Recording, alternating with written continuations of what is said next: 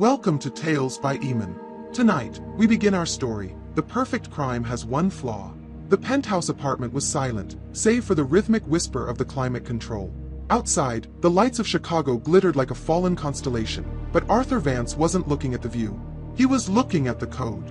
To Arthur, the lines of scrolling green text on his triple-wide monitor were more than just instructions. They were poetry.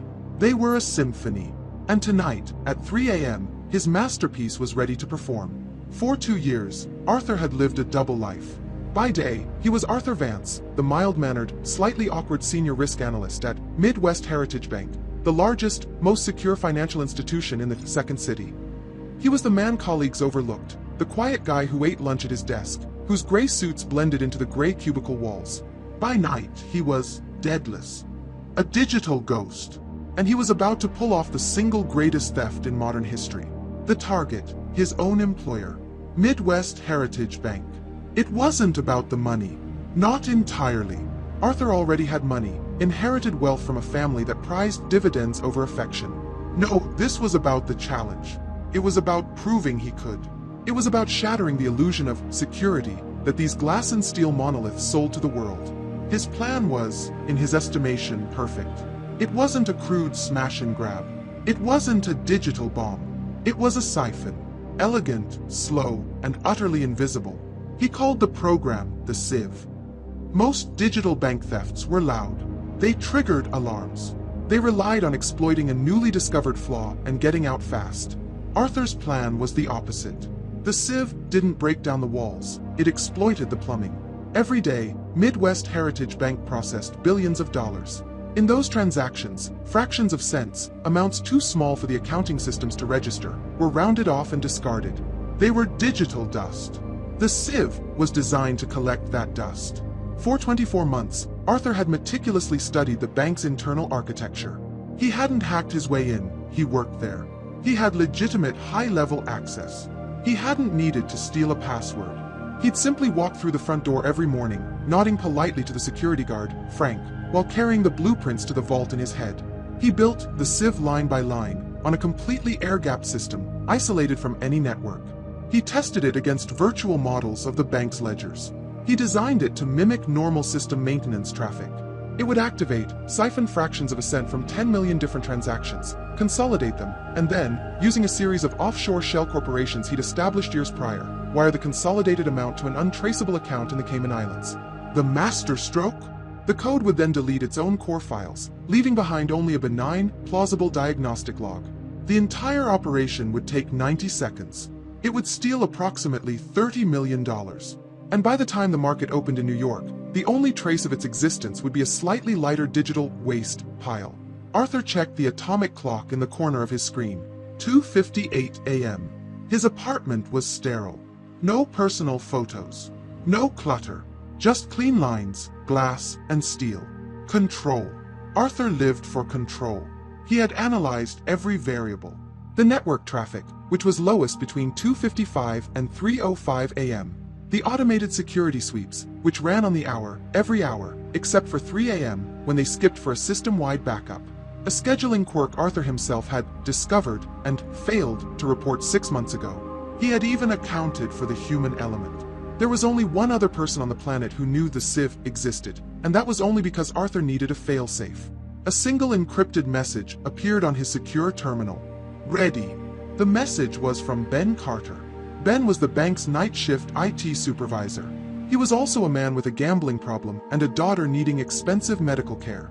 Arthur had befriended Ben over lukewarm coffee in the break room. He had listened to Ben's problems.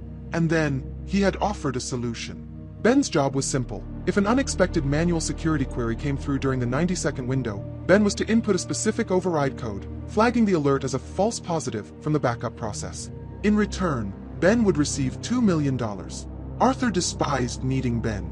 Ben was messy. He was emotional. He was a flaw, but a necessary one. A calculated risk. 2 hours, 59 minutes, and 30 seconds. Arthur placed his hands on the keyboard. His heart rate was a steady 60 beats per minute. He felt no fear, only anticipation. The same cool thrill a surgeon must feel before the first incision. He had already planted the code. It was dormant, hidden inside a legitimate software update he himself had authorized 3 weeks ago. All he had to do now was send the activation key, a 72-character string.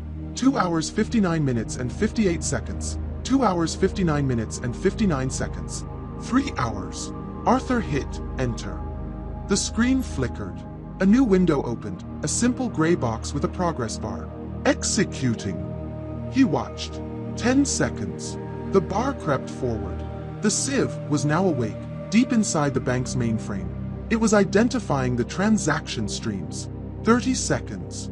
The bar was at 30%. It was collecting the fractions. Microscopic amounts, drawn like iron filings to a magnet.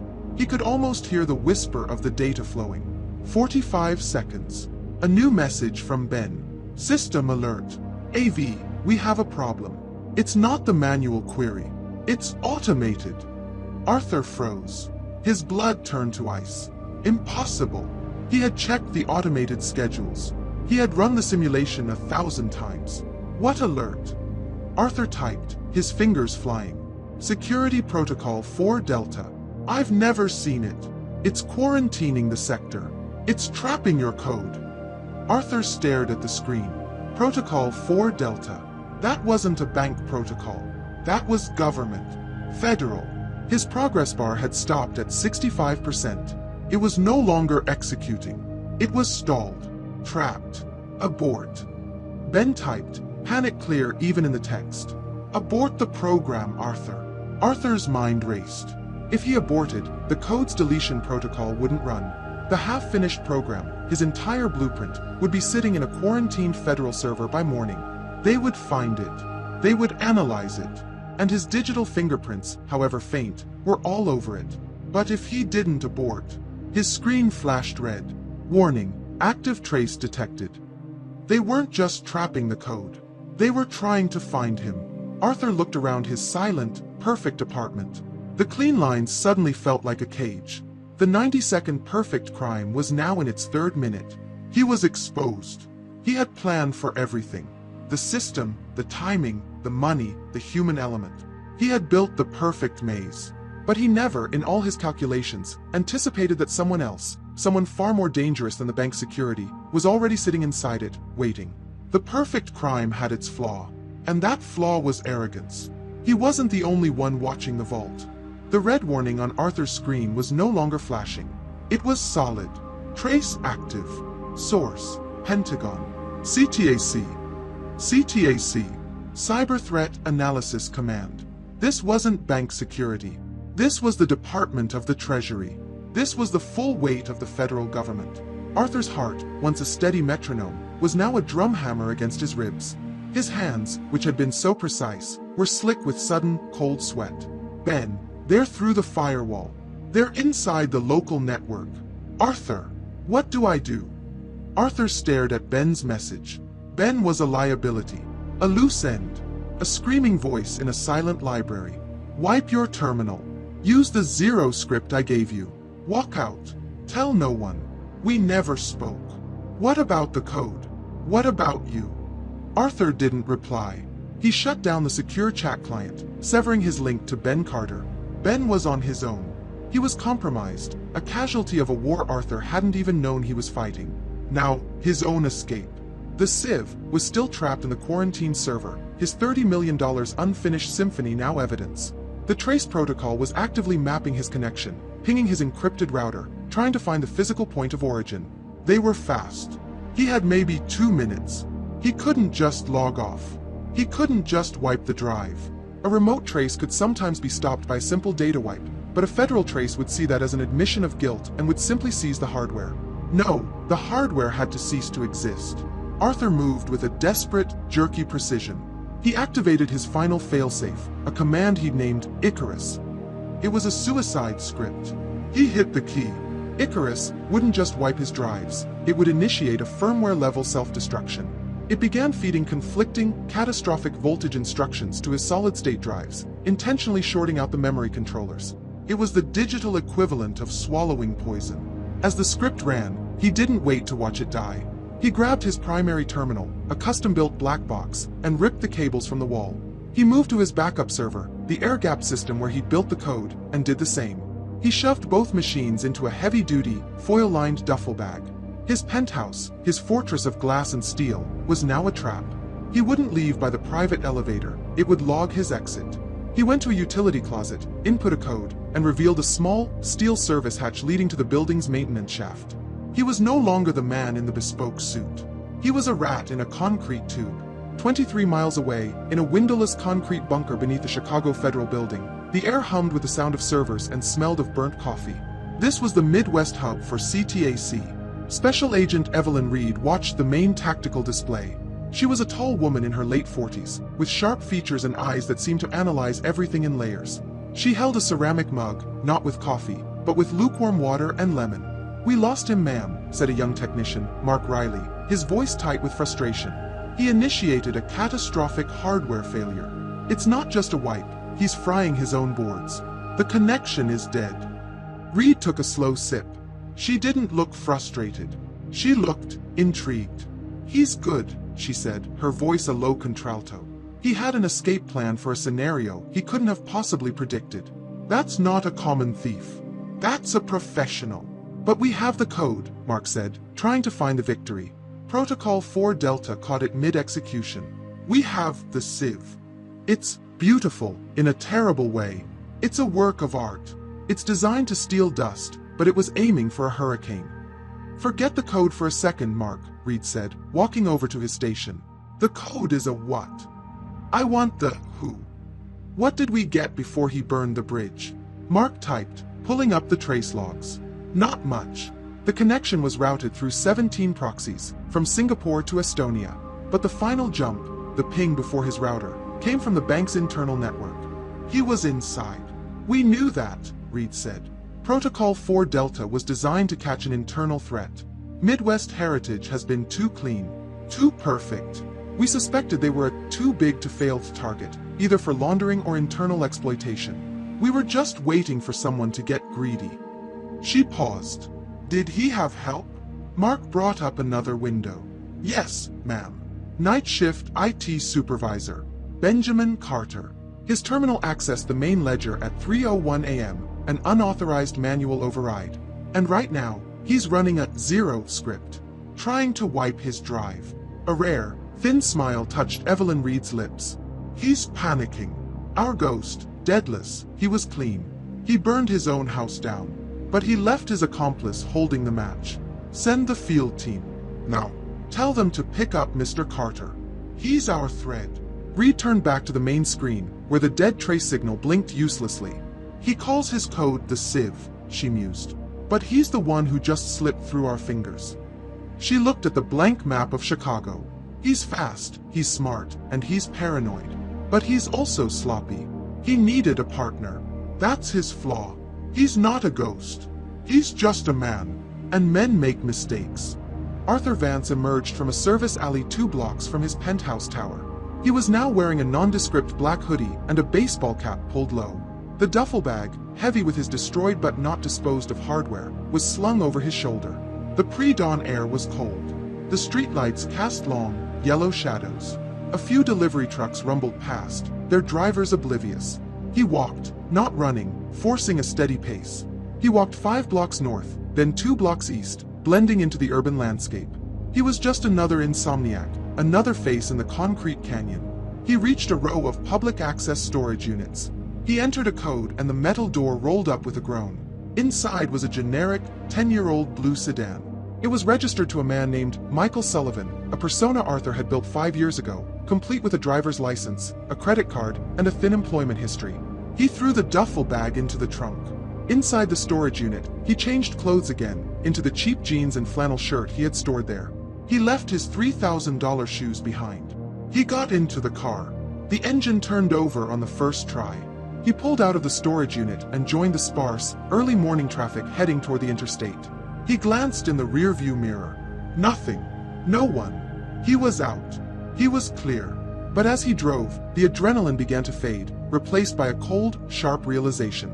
His plan, his perfect, beautiful plan, was in ruins. $30 million gone. His identity as Arthur Vance, the mild-mannered analyst, was compromised. Ben Carter would be arrested within the hour. Ben would talk. He would break. Arthur was no longer the hunter. He was the prey. He didn't know who Agent Evelyn Reed was, or why CTAC was watching his bank. But they were. They had been waiting. He had spent 2 years building the perfect trap, only to walk into a bigger one.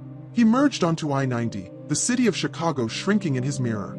The sun was just beginning to stain the horizon. He had no money, save for the $10,000 in cash in the sedan's glove box. He had no penthouse. He had only the Michael Sullivan persona and the knowledge that, for the first time in his controlled, meticulous life, he had failed. And he had no idea what to do next. The Michael Sullivan sedan was anonymous, gray, and efficient. It was just one of 1,000 identical cars on I-90 as the sun, now fully risen, burned the morning mist off the Illinois farmland. Arthur drove. He drove with the steady, cruise-controlled precision of a man heading to a 9-to-5 job. But inside, his mind was a whirlwind of calculations, a frantic search for the variable he had missed. The variable, he concluded, was hubris. He had assumed he was the only predator. He was wrong. He had failed. But failure was just data. He was still alive, he was mobile, and he was, for now, a ghost. But he was a ghost trailing a chain. The duffel bag in his trunk, heavy with his fried hardware, was that chain. The metal and silicon corpses of his life's work were a liability. Even destroyed, a federal lab could recover fragments. They could find a serial number, a supplier, a link. He had to make it disappear. After 3 hours of driving west, he exited the interstate. He drove through a series of small, sleepy farm towns, paying cash for gas and a coffee he didn't drink. He used the cash to buy a burner phone from a desolate strip mall. He activated it. No calls. Not yet. Just a lifeline. He found what he was looking for just outside a town called Dixon. An abandoned limestone quarry, fenced off with rusting chain link and a no trespassing sign that had been used for target practice. The lock on the gate was a joke. He snapped it with a tire iron from the trunk. He drove the sedan down a rocky, overgrown path until he reached the quarry's edge. The water below was a perfect, unnatural turquoise, and impossibly deep. He opened the trunk. He took 2 concrete cinder blocks and a heavy-gauge steel chain, items he had pre-stocked in the Sullivan car years ago as part of his total failure contingency. He looped the chain through the duffel bag's handles, then through the holes in the blocks. He secured it with 2 heavy padlocks. He dragged the heavy bundle to the cliff edge. For a moment, he paused. Inside that bag was the sieve. His masterpiece. Years of his life. He felt a sting, not of regret, but of artistic loss.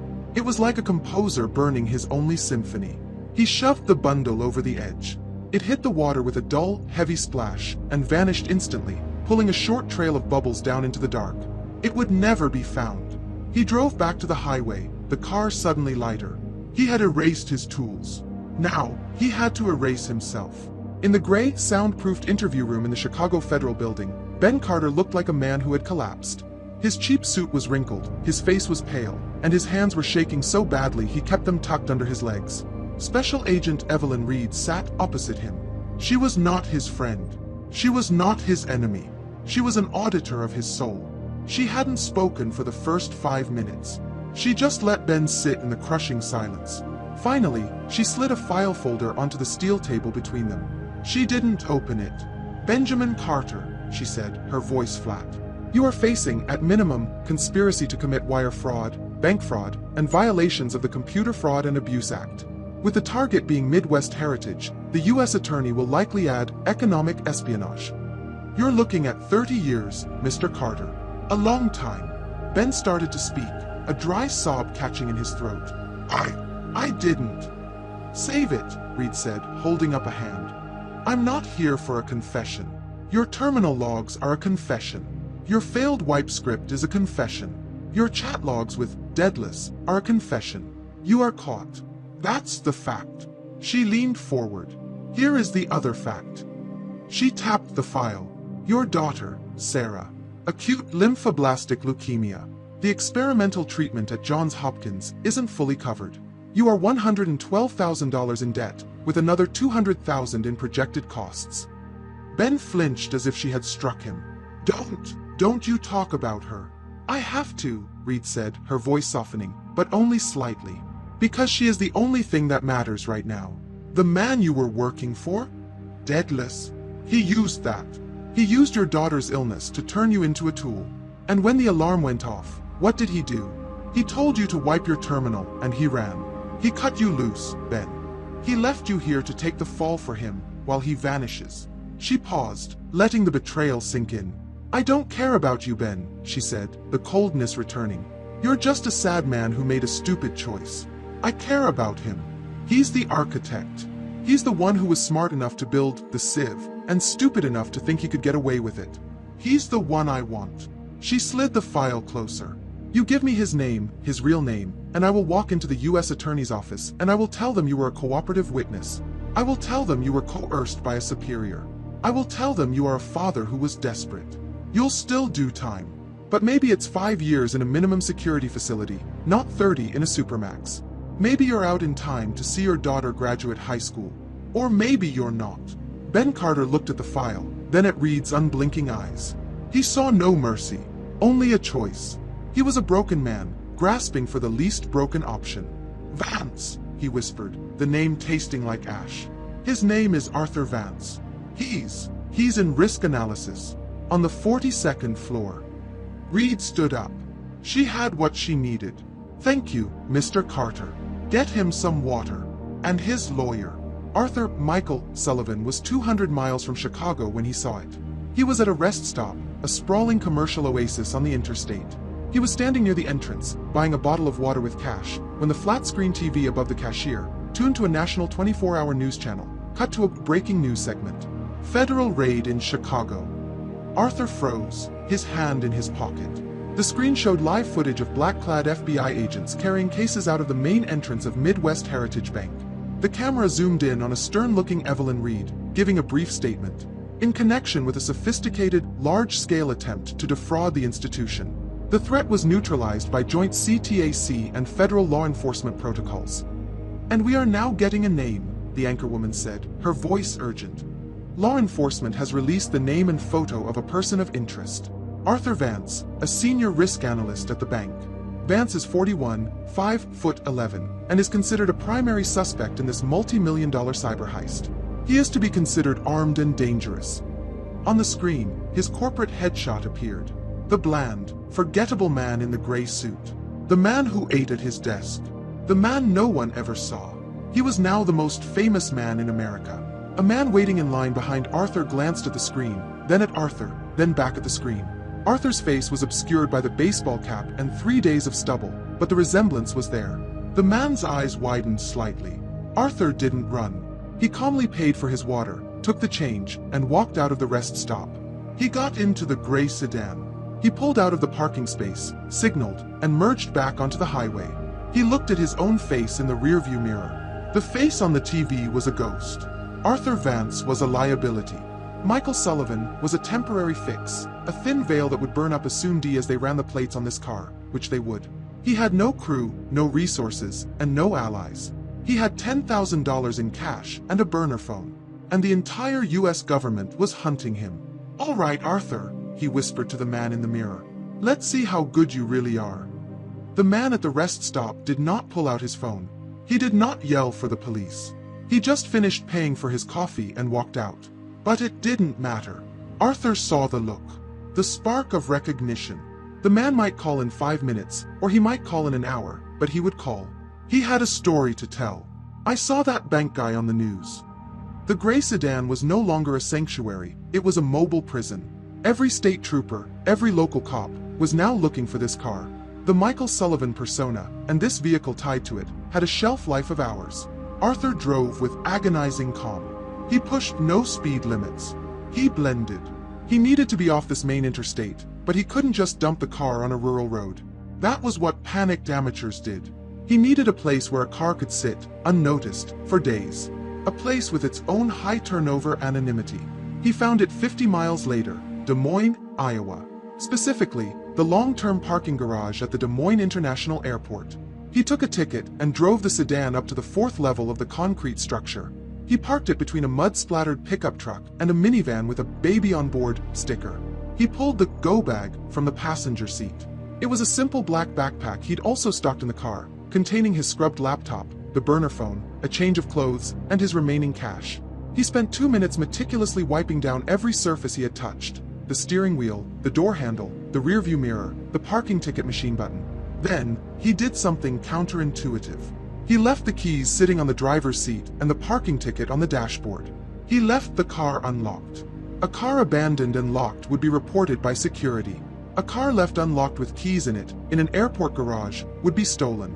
A stolen car report would supersede the federal be on the lookout alert, sending the local police on a completely different chase, wasting their time and resources. He was muddying the waters. He put on the backpack, walked to the stairwell, and descended. He joined a small group of travelers waiting for the shuttle bus to the main terminal. He was just another weary traveler. Inside the terminal, he went straight to a men's restroom. In the stall, he changed. The flannel shirt and jeans went into the trash. He was now wearing a nondescript gray polo shirt and khaki pants. He went to the sink, lathered his face with hand soap, and, using a disposable razor from his bag, meticulously shaved off his 3-day stubble. He emerged a different man. He looked younger, softer, like an off-duty sales manager. He walked to one of the terminal gift shops, bought a blue University of Iowa baseball cap and a pair of cheap, non-prescription reading glasses. He paid in cash. He walked out the departures exit, hailed a cab, and said, "The Greyhound station, please." While Arthur was erasing himself in Iowa, Agent Evelyn Reed was excavating his life in Chicago. Arthur's penthouse was a forensics lab's worst nightmare. It was surgically clean. No fingerprints, except Arthur's, and those only in the expected places. No hidden drives. No paper trails. No personal effects. "The man didn't just live here," Mark Riley, her tech, said, running a scanner over the wall. "He curated it. It's not a home, it's a stage. It's what he wanted us to see." "He's a minimalist," Reed observed, standing in the middle of the vast, empty living room. "No, not a minimalist. A purist. He allowed no variables in his life. No mess. No attachments." "We found his server room," Mark called from the study. "Or what's left of it." He triggered a firmware-level self-destruct. Total hardware failure. "The drives are slag. It's beautiful work. We'll get nothing from it." Reed walked past him and into Arthur's utility closet. She saw the service hatch. He didn't take the elevator. He went out this way, through the building's guts. She stepped back out, looking at the city lights. She felt a prickle of professional respect, which she hated. He had this all planned. The theft, the escape, the fail-safes. He's been building this for years. He's not a man who makes mistakes. "But he did make a mistake," Mark said. "He got caught." "No," Reed said, turning. "He didn't make a mistake. He hit a wall he didn't know was there. He ran into us. Or more accurately, he ran into Prometheus." Mark nodded. The program logged his intent. It flagged his initial code injection 3 weeks ago. It just waited. It let him build his sieve right inside the system, flagging every component he touched. It didn't stop him until he tried to move the money. It learned him. "And he just thinks it was standard bank security," Reed said. "He thinks he was just unlucky. He doesn't know he was playing against a stacked deck." She turned to Mark. "Check his financials. The family trust. The inherited money. Where is it? A man this precise doesn't just run with 10 grand in a glove box. He has a deeper contingency." The Greyhound bus was slow, smelled of disinfectant and diesel, and was beautifully, perfectly anonymous. Arthur sat in the back, by a grimy window, the Iowa landscape rolling by in the dusk. He was just another passenger on a long, nameless journey west. He pulled the burner phone from his pocket. He powered it on. Full bars. He then pulled out his laptop, a 7-year-old machine, scrubbed clean, running a bare-bones Linux operating system. He enabled the phone's mobile hotspot. It was a risk. Using a cellular network to access the web, even on a burner, created a data point. But he was blind. He couldn't fight an enemy he couldn't see. He had to know what, and who, had hit him. He connected. He opened a secure browser, routing his traffic through the Tor network. It was slow, but it was safe. First search, Agent Evelyn Reed. The results were sparse. A few press releases. A commendation from the Treasury Department. A specialist in predictive threat modeling and next-generation cyber defense. Second search, Protocol 4 Delta. Nothing. 0 results. As he expected. It was a classified internal designation. This wasn't a bank protocol. This was her protocol. He had to think like her. She was in cyber defense. What was she defending against? Him. An internal threat. He tried a new search, Midwest Heritage Bank, plus CTAC, plus cybersecurity. He got a hit. A 6-month-old article from a trade publication. It was bland, corporate speak. Midwest Heritage Bank partners with federal CTAC to test new joint security initiative. An initiative. A test. He wasn't just robbing a bank, he was robbing a laboratory. He dug deeper, following the links. He found a white paper, hosted on a secure server at a DC think tank. It wasn't written by Reed, but she was cited in the footnotes. The project's name, Project Prometheus. He read the abstract. A new paradigm in digital security, moving from reactive defense to predictive interdiction. Project Prometheus utilizes a heuristic AI, monitoring internal networks not for specific known malware, but for patterns of intent. It analyzes user behavior, data access, and temporal anomalies to identify threats before they manifest. Arthur let the laptop screen go dark. He stared at his own reflection in the dirty glass. He had been so careful. He'd hidden his code, mimicked traffic, and bypassed every human and every automated scanner he knew about. But he had been caught. Not by a guard. Not by an alarm. Not even by Evelyn Reed. He had been caught by an artificial intelligence. It wasn't a set of rules. It was a mind. It had watched him. It had seen his careful, quiet preparations not as maintenance, but as stalking.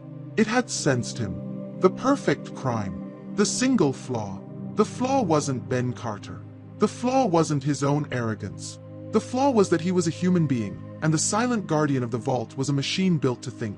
And it was still learning. The Greyhound bus hissed to a stop at the Omaha terminal.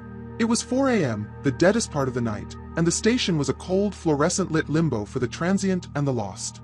Arthur Vance, or rather, the man who used to be Arthur Vance, shouldered his black backpack, stepped off the bus, and melted into the shadows of the dozen or so other passengers disembarking. He didn't look back. He walked. He didn't hail a cab or check a bus schedule. He walked for nearly an hour, away from the interstate, away from the downtown core with its omnipresent security cameras. He moved through a landscape of dark warehouses, chain-link fences, and sleeping neighborhoods. He was purging the last of his old self, the man who traveled in climate-controlled luxury. He found what he was looking for in a neighborhood that had seen better days, and then forgotten them. A 3-story brick building with a faded neon sign that just said, The Paxton Rooms. The night manager was a heavy man named Sal, who was asleep in a chair behind a glass partition, a small television muttering in the corner. Arthur tapped on the glass. Sal jolted awake, squinting. Yeah, you have a room. For the week, Arthur said. His voice was flat. $150. Cash. In advance. Plus 50 key deposit. Arthur slid 2 $100 bills through the slot. He didn't argue. He didn't negotiate. Sal grunted. He took the money, pushed a small worn brass key back, and jerked his thumb toward the stairs. 3rd floor. 3B. No noise, no cooking, no visitors. You break the rules, you're out. No refund. Understood, Arthur said. The room was a box. It was perhaps 8 feet by 10. It contained a single metal frame bed with a thin mattress, a rust-stained sink, and a wooden chair. The single window looked out onto a brick alley and a forest of fire escapes. It was the antithesis of his Chicago penthouse. It was perfect. He locked the door, a simple deadbolt. He sat on the edge of the bed, the springs groaning in protest. He was safe. For now. He was a man in a box, in a city where no one knew his name, with no digital footprint. He pulled out the laptop. The room had no Wi-Fi, but his burner phone picked up 3 weak, unsecured networks from the apartments nearby. He connected to one. He sat in the dark, the laptop's glow illuminating his face. He had to understand his enemy. Project Prometheus. An AI that didn't just catch code, it caught intent. He thought back. His actions over the past 2 years. The system queries. The late-night access. The modeling of the bank's ledgers. To a human security analyst, it would all have looked like a very diligent, very boring risk analyst doing his job. But to Prometheus, it was a pattern. It was a digital tell. A logical, step-by-step progression toward a goal. He was a master planner, and his greatest strength, his meticulous, obsessive logic, had been his downfall. Prometheus had seen his logic and, like a grandmaster in chess, calculated his final move before he even knew he was in a game. He had been predictable because he was so perfect.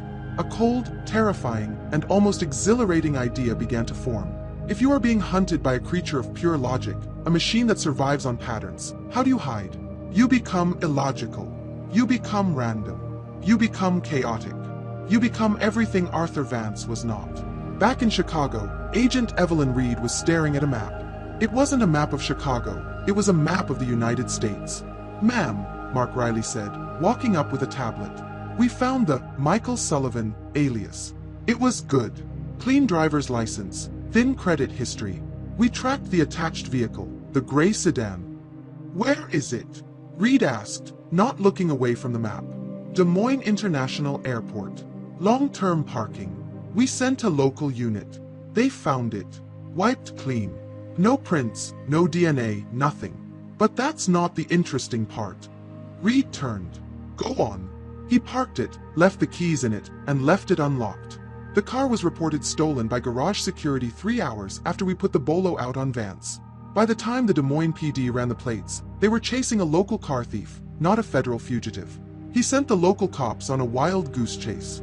By the time they realized what they had, he was long gone. Reed allowed herself a small, grim smile. "He's not just running. He's thinking.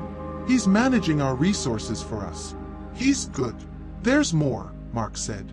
"His finances. The Vance family trust. It's sitting at just over $48 million. He hasn't touched it. It's managed by a third-party law firm in Boston." "Put a flag on it," Reed ordered. "A quiet one. No freezes. I want to know the second anyone, even his lawyer, breathes on that account." "Right. But why wouldn't he take the money?" Mark asked. "He's on the run. He's got, what, 10,000 in cash?" Reed looked back at the map. "Because he knows we're watching it. He knows that trust account is the first place we'd look. He's left it there as bait.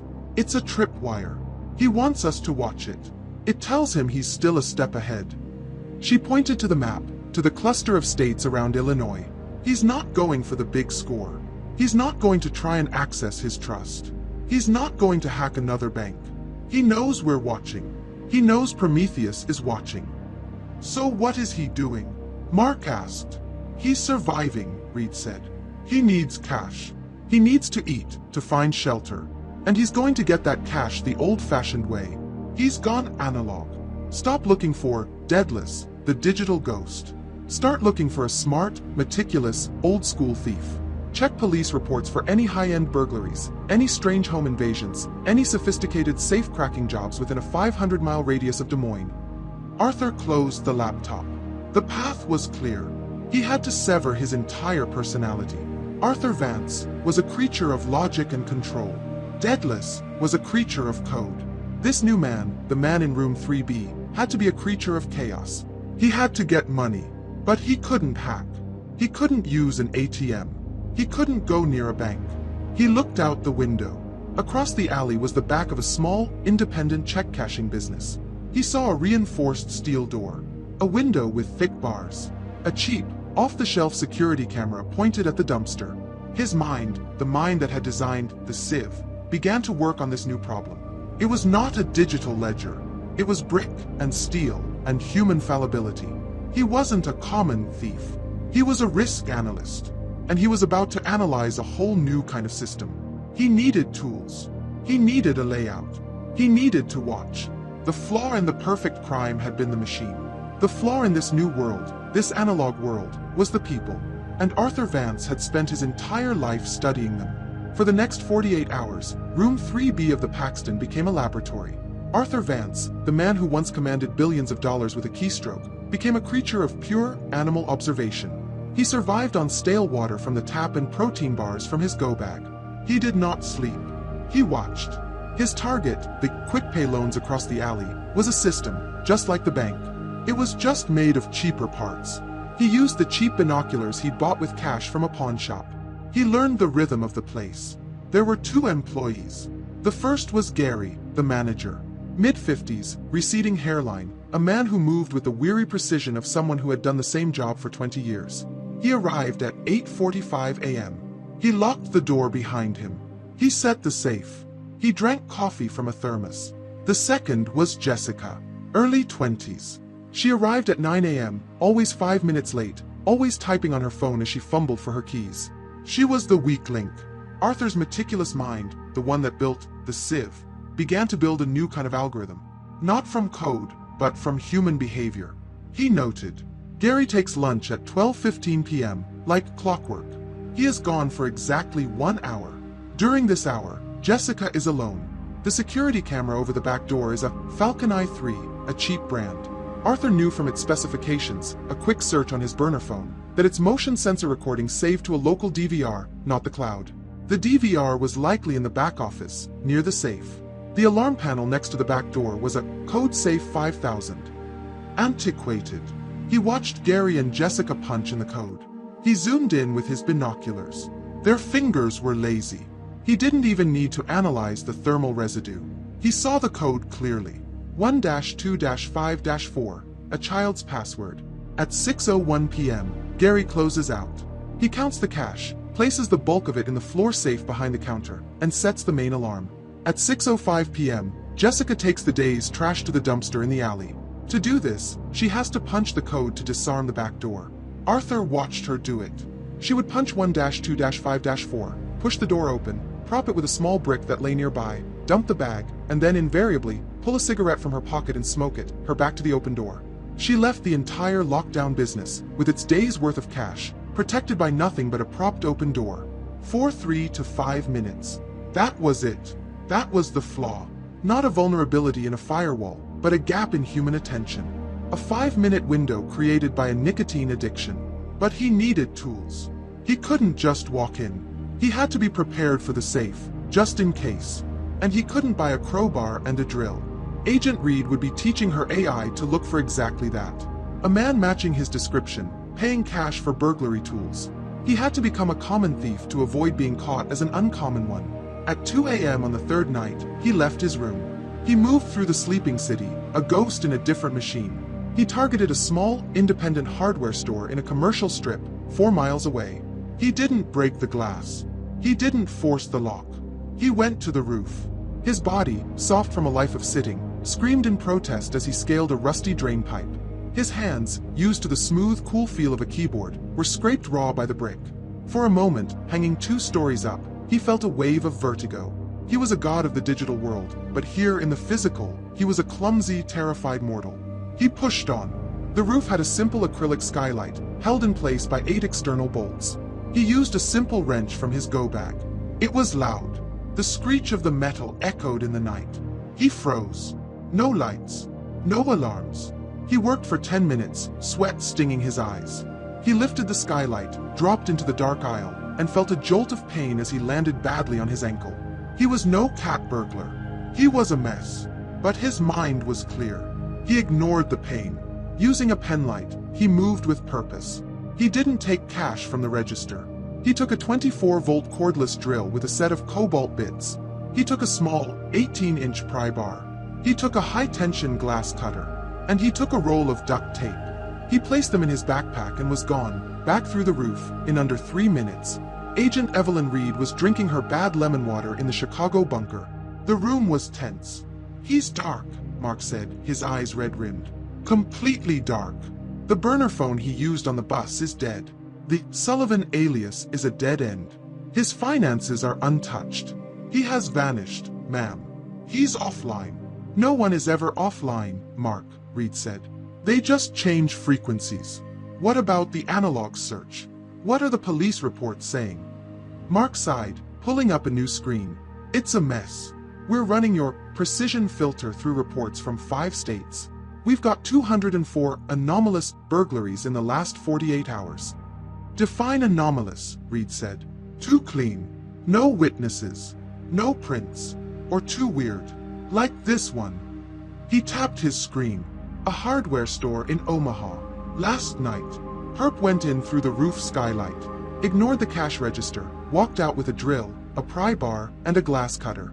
"Local PD thinks it's a construction crew stealing supplies." Reed stood up straight. Her coffee cup stopped halfway to her lips.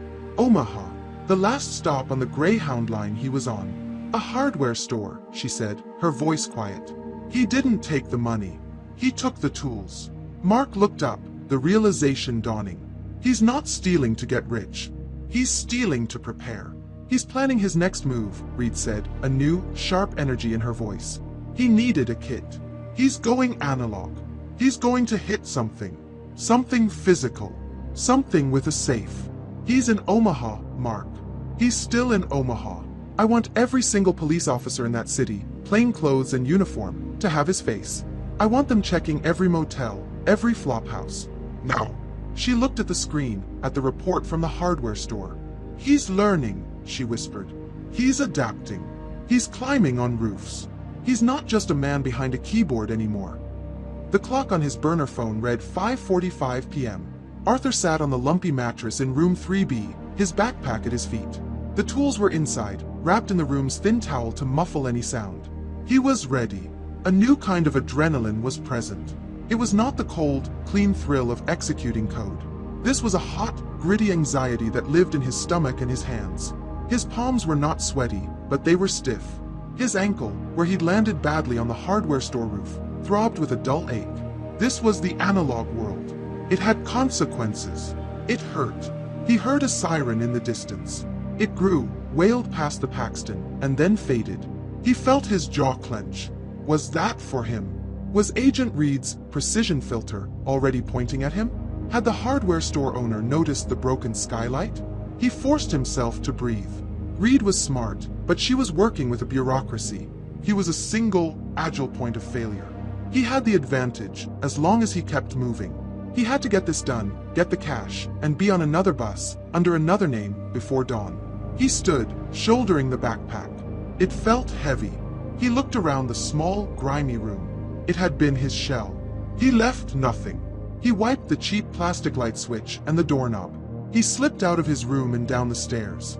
Sal, the night manager, was already back in his chair, engrossed in a game show. Arthur walked past the front desk, out the door, and into the cool evening air. He didn't turn toward the street. He slipped immediately into the network of alleys, his feet crunching on gravel and broken glass. He crossed the alley and found his spot, a dark recess behind a collapsed stack of wooden pallets, 50 feet from the back door of Quick Pay Loans. It was a perfect blind spot from the camera. He crouched, his body tensing, and he waited. The city's evening sounds were a new kind of code to decipher. Traffic. A distant argument. The rumble of a garbage truck. At 6:01 p.m., he heard the clack-clack of dress shoes on the pavement out front. A moment later, Gary, the manager, walked past the mouth of the alley, carrying his thermos, not even glancing in. He was a man on autopilot, his thoughts already at home. The front of the shop was dark. Arthur waited. His watch was his only focus. 6:03 p.m. 6:04 p.m. 6:05 p.m. He heard the sounds from inside the shop. A thud as a trash can was moved. Then, the electronic beep beep beep boop as the alarm was disarmed. The steel door swung open with a hydraulic sigh. Jessica emerged, just as his algorithm had predicted. She was carrying a white kitchen trash bag. She was already fumbling in her pocket for her lighter. She propped the door open with a small brick, walked to the dumpster, and threw the bag in. Then, she lit her cigarette, took a long drag, and leaned against the dumpster, her back to the open door. Her phone was in her hand, the screen glowing as her thumb began to flick. Arthur moved. He didn't run. He glided. His footfalls were silent on the cracked pavement.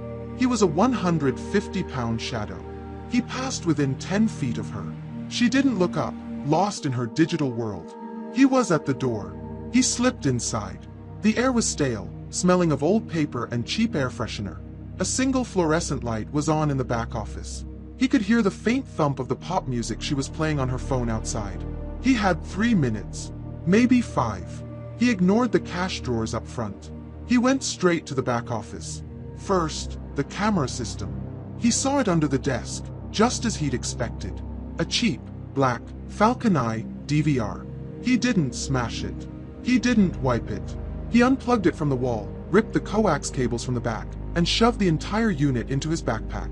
The data was now his. Second, the safe. It was a dark gray, 2-foot square floor safe, partially hidden by a rubber mat. Sentry Guard 3000. A step above a home model, but not by much. He unwrapped the drill. He attached the half-inch cobalt bit. He He knelt. He wasn't going for the dial. He was going for the hinges. No. Better, the locking bolts. He estimated their position. He put the drill bit to the steel and pulled the trigger. The sound was catastrophic. It was a high-pitched metallic SREM that seemed to fill the entire building. It was 1,000 times louder than he had anticipated. He gritted his teeth, the vibration rattling his arms, and pushed. Outside, Jessica must have heard it, even over her music. He heard her phone clatter to the pavement. "Gary, is that you? Did you forget something?" Arthur froze. The drill stopped. Silence. He heard her footsteps. Tentative. "Gary." She appeared in the office doorway. Her eyes went from his face, to the backpack, to the drill in his hand, pointed at the safe. Her face went white. Her mouth opened, a perfect O of terror. The scream was building in her throat. "Don't," Arthur said. His voice was a low, desperate rasp. It didn't even sound like him. "Please, don't." He held up his free hand, palm out. The drill was still in his other hand, smoking slightly. He wasn't a threat. He was a technician. "I am not going to hurt you," he said, speaking slowly, logically. "This business is insured. You are not. I just want what's in the safe. If you scream, I have to run. If I run, I have nothing. If I have nothing, I'm desperate. You don't want me to be desperate." It was a risk analysis. He was presenting her with the variables. Jessica was trembling, her eyes locked on his. She was processing. He could see the fear battling with the logic. "Turn around," Arthur commanded, his voice hardening just a fraction. "Face the wall. Put your hands over your head. Count to 100. Out loud. Slowly. By the time you finish, I will be gone. You will be fine. You will be a witness. You'll be the brave one who survived." For a terrible second, she didn't move. Then, a small, choked sob. She turned. She put her hands on the wall. 1, 2, 3. Arthur didn't wait for 4. He put the drill back to the steel. The SCREM started again. He pushed with all his weight. Metal shavings flew. He sheared the first bolt. He moved the drill. He started on the second. Jessica was at 19, 20. Her voice shaking. The second bolt gave. He dropped the drill, grabbed the pry bar, jammed it into the gap, and put his entire body weight on it. Crack. The door popped open. Inside, 3 canvas bank bags. He didn't look inside. He grabbed all 3, shoved them into his backpack on top of the DVR. 34, 35. He backed out of the office. She was still facing the wall, shaking. "Don't call for 5 minutes," he said. 5 full minutes. He was out the back door. He didn't run. He walked. Fast. He took the alley, went left, and didn't look back. He kept walking, merging with the sparse foot traffic of the evening. He was just a man with a backpack, heading home. He walked for 10 blocks, his heart hammering a brutal, painful rhythm. He found a storm drain, dumped the drill, the pry bar, and the DVR's hard drive. He kept the cash. He did not go back to the Paxton. He knew they'd be there. He kept walking, toward the lights of the interstate. He was in the wind. Arthur walked for 3 miles, his backpack heavy with the canvas bags. The straps dug into his shoulders. The weight was a new, physical burden. His ankle throbbed in time with his footsteps. He was no longer in a world of ideas. He was in a world of consequences. He didn't feel triumph. He felt a metallic, sour taste in his mouth. He kept seeing Jessica's face. The O of her mouth. The sheer, animal terror he had put there. He had calculated her response, and he had been right. But the calculation had ignored the human variable, the feeling of it, the act of terrorizing someone. It was messy. It was ugly. It was nothing like the clean, sterile execution of the sieve. He forced the thought down. Feelings were a liability. He was a creature of logic, and logic dictated the next move. He needed to get out of Omaha. He needed a vehicle. And he needed to know what he was working with. He found a 24-hour laundromat. The spin cycle. It was perfect. It was a brightly lit box of anonymity. At 2 a.m., it was occupied by a single man asleep in a plastic chair and a woman grimly folding hospital scrubs. Neither looked up as he entered. He went to the back row of washing machines, sat on a folding table, and unzipped his backpack. He pulled out the 3 canvas bags. He counted. The cash was in loose, bundled denominations. 50s, 20s, 10s. The haul from a check cashing joint was not clean banknotes. It was street-level money. The total was $41,620. It was enough. It was life. He stuffed the cash, minus a few $100s, into the lining of his backpack and the deep pockets of his cargo pants. Now, transport. The bus station was a trap. The airport was a fantasy. He needed a car. Not a new car, not a rental. He needed a beater. A car so old and so common it was invisible. A car bought with cash, with a title signed by someone who just wanted to get rid of it. He took a risk. He pulled out his burner phone, connected to the laundromat's unsecured, spin-cycle understressed Wi-Fi, and shielded the screen with his body. He went to a local classified site. He searched for cars under $3,000, cash only, private sale. He found it in 5 minutes. A 1999 Toyota Camry, beige, 180,000 miles. Runs great, AC is cold, need gone. The price was $2,200. The post was 2 days old. He called the number. A sleepy, male voice answered. Yeah, hi. My name is John, Arthur said, his voice a low monotone. I'm calling about the Camry. Is it still for sale? Yeah, It's here. I have cash. $2,200. I'm in town tonight. I can be there in 30 minutes. There was a pause. It's 2 in the morning, man. I'm a night shift worker. My car just died. I have cash, and I need to get to Lincoln, Arthur lied, building the persona. I won't waste your time. $2,200. Cash. Another pause. The man was calculating. $2,200. You got the cash right now? You're not a cop, right? No, sir. I'm just tired and I need a car. All right. 1452 North 40th Street. It's a greenhouse. I'll meet you out front.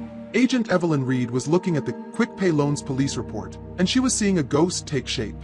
He's here, she said to Mark, who was patched in via a secure line. The Omaha PD just sent this over. It's him. The MO fits, ma'am. Mark's voice came through the speaker. Pry bar, cordless drill. Same tools as the hardware store. He stole the DVR. He targeted the safe. It's our boy. That's not what proves it, Mark, Reed said, scrolling to the witness statement. It's this. The clerk. Jessica, here. He didn't hit me. He told me not to scream. He said, this business is insured. You are not. He made me face the wall and count to 100. He said I'd be a good witness. Reed leaned back. That's not a common thug. A thug would have used a gun. He would have hit her. He used logic. He ran a psychological risk analysis on her in the middle of a robbery. He turned her from a victim into a cooperative asset. That is Arthur Vance. The bunker was silent for a beat. So he's got cash, Mark said. Probably 30, 40 grand. He's liquid. What's his play? He's buying his way out, Reed said, her mind racing. He's too smart for the bus station. He's not going to steal a car. That's too high risk, too many alarms. He's going to buy one.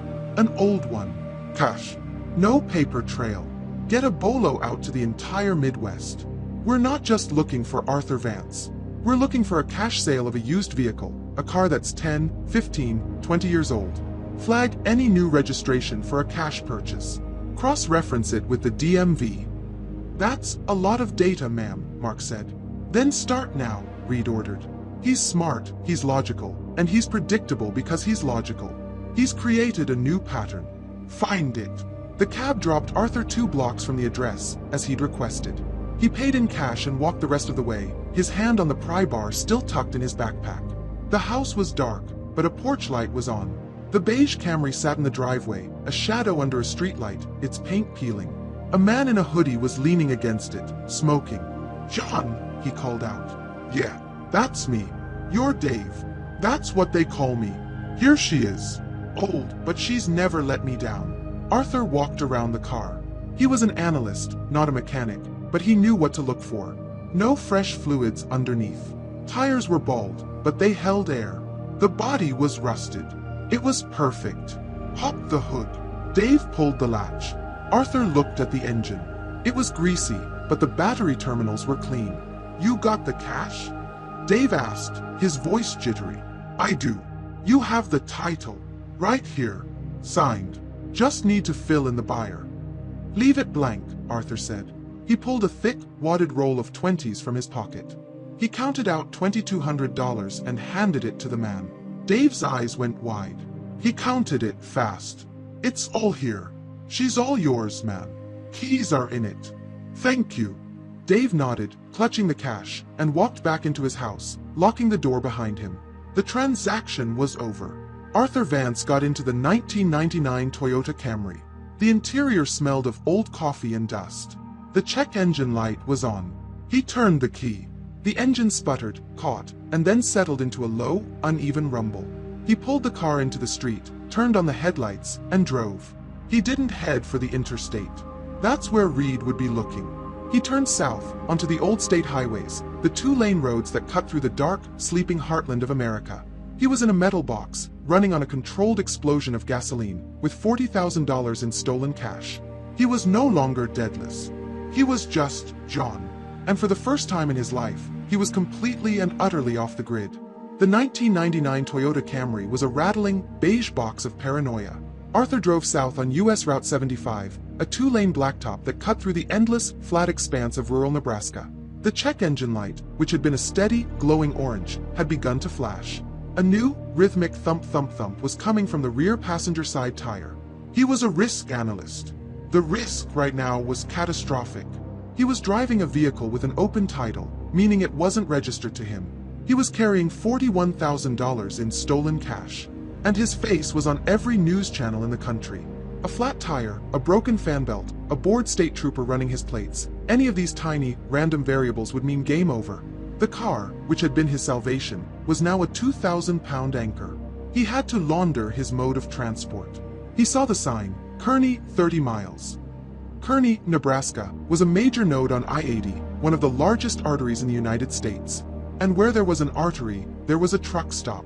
A massive one. He pushed the shuddering Camry the last 30 miles, his eyes glued to the rearview mirror, his hands gripping the wheel so hard his knuckles were white. He exited the state highway, crossed the overpass, and pulled into the Mid-America Petro, a sprawling city of diesel pumps, chrome stacks, and neon-lit diners. It was a world unto itself. Hundreds of 18-wheelers were parked in long, precise rows, their engines thrumming with a low, collective growl. This was a transient nation, a river of commerce that never stopped. And rivers, Arthur knew, were the perfect place to disappear. He parked the Camry in the far corner of the massive lot, in the long-term parking section meant for drivers taking their 48-hour layovers. He left the keys on the seat. He left the open title in the glove box. He didn't wipe it for prints. He wanted it to be stolen.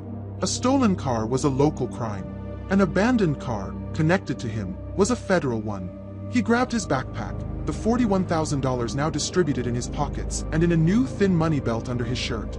He walked into the 24-hour diner. It was a cacophony of smells, burnt coffee, fried eggs, and diesel fumes. He took a booth in the back, ordered a black coffee he didn't intend to drink, and he watched. He was building another analog algorithm. He was looking for a specific type of driver, not the young, wired-on energy drinks type. He needed an owner-operator. An older, independent driver, someone whose truck was his kingdom, and who made his own rules. He found him in 15 minutes. The man was in his late 50s, with a graying beard, a Peterbilt hat, and a worn leather jacket. He was complaining to the waitress about a dispatch error. His route was from here to Phoenix. He was hauling non-perishable goods. He was in a hurry. He was paying in cash. Arthur waited until the man, Frank, according to his jacket patch, paid his bill. Arthur intercepted him by the exit. "Excuse me," Arthur said, keeping his voice low, his eyes non-threatening. Frank stopped, his hand on the door, annoyed. Yeah. "My name is John. This is going to sound strange. I need a ride. West. I can see from your patch you're heading that way." Frank's eyes narrowed. "I'm not a taxi, kid." I know. "I'm in a domestic situation," Arthur said, reciting the lie he'd crafted. "A bad one. My ex. She found me. I just need to get out of the state. I'm not a cop. I'm not carrying anything. I just need to disappear for a day. I have $500. Cash. For a seat in your cab. I won't talk. I'll just sleep." Frank looked at Arthur. He saw a clean-cut man in a polo shirt, looking tired and desperate. He looked like a guy running from alimony, not the FBI. And he saw 5 crisp $100 bills that Arthur was holding, half hidden, in his hand. $500 for 18 hours of silence. That was pure profit. Frank grunted. Phoenix. I'm not stopping till then. That's perfect, Arthur said. All right. You pay now.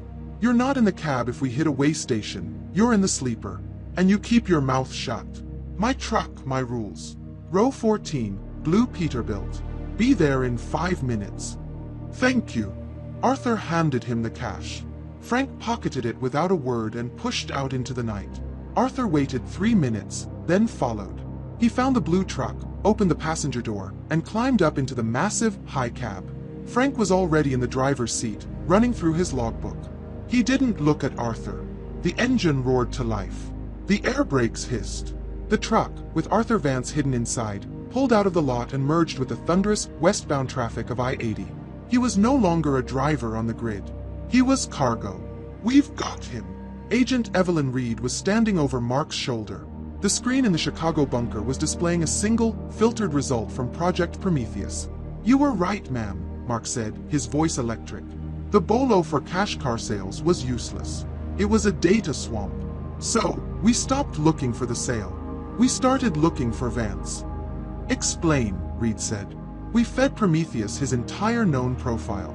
Risk-averse, logical, obsessed with reliability. He wouldn't buy a junker that would leave him stranded. He'd buy something known for longevity. A 90s Toyota, a Honda, something that blends in. We had Prometheus sift the 4,000 cash sales, looking for that specific psychological fingerprint. The AI had cross-referenced that profile with the known time and location of the quick-pay robbery. It spit this out, Mark said, pointing.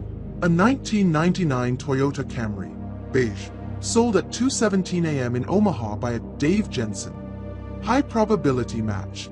We sent a team to Mr. Jensen's house. He confirmed. The buyer's name was John. Paid in cash. Fit Vance's description, minus the ball cap. The Camry, Reed said. She has the APB out? Yes, ma'am.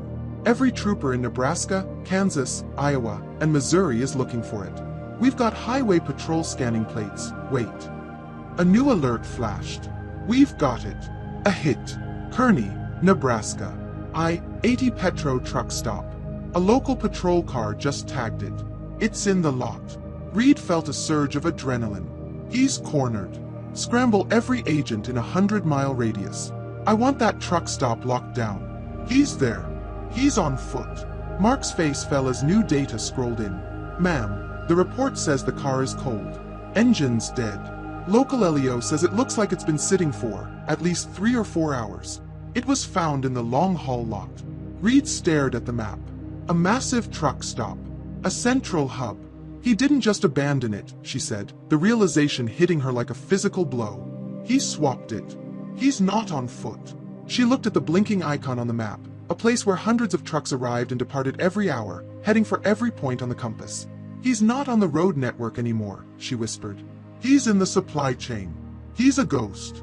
Get me the manifests for every truck that left that stop in the last 4 hours. Ma'am, Mark said, his voice grim, most of these are independent operators. They don't file manifests until they reach the destination. We have no idea which truck he's on, or where it's going.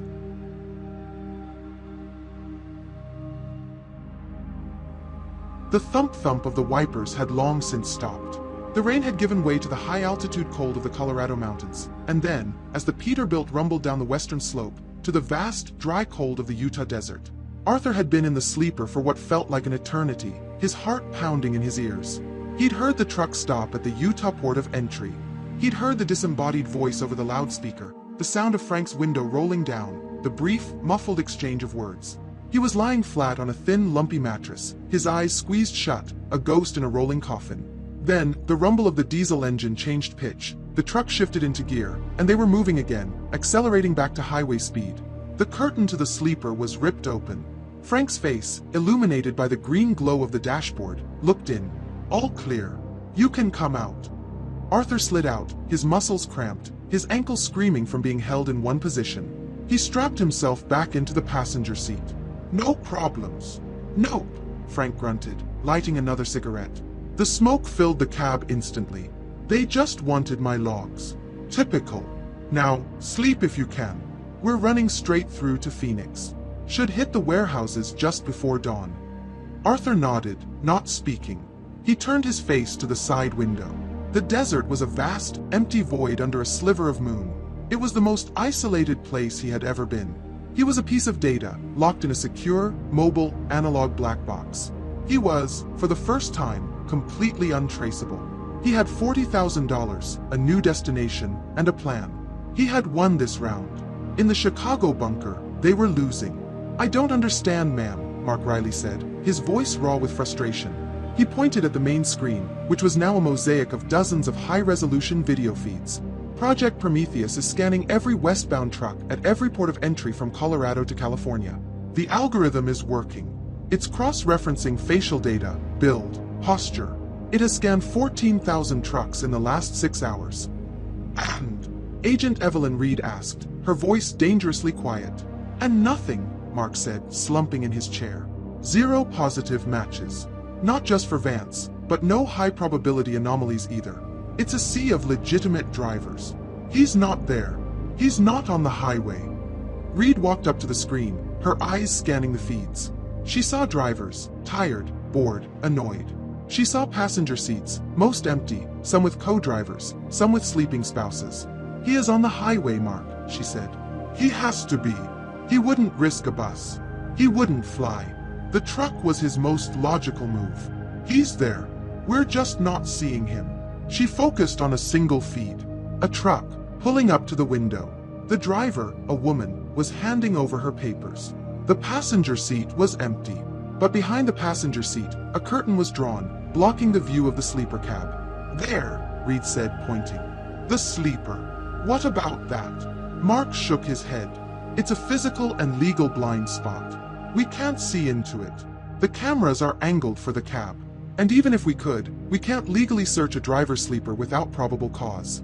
It's their home. Vance is a person of interest, not a convicted terrorist. A driver hiding him is committing a misdemeanor, maybe, but it's not enough to get a blanket warrant to search every sleeper in America. Reed stared at the drawn curtain on the screen. It was a simple piece of fabric, and it had defeated her multi-billion-dollar artificial intelligence. Vance had done it again. He hadn't known about Prometheus. He hadn't known they were scanning the highways.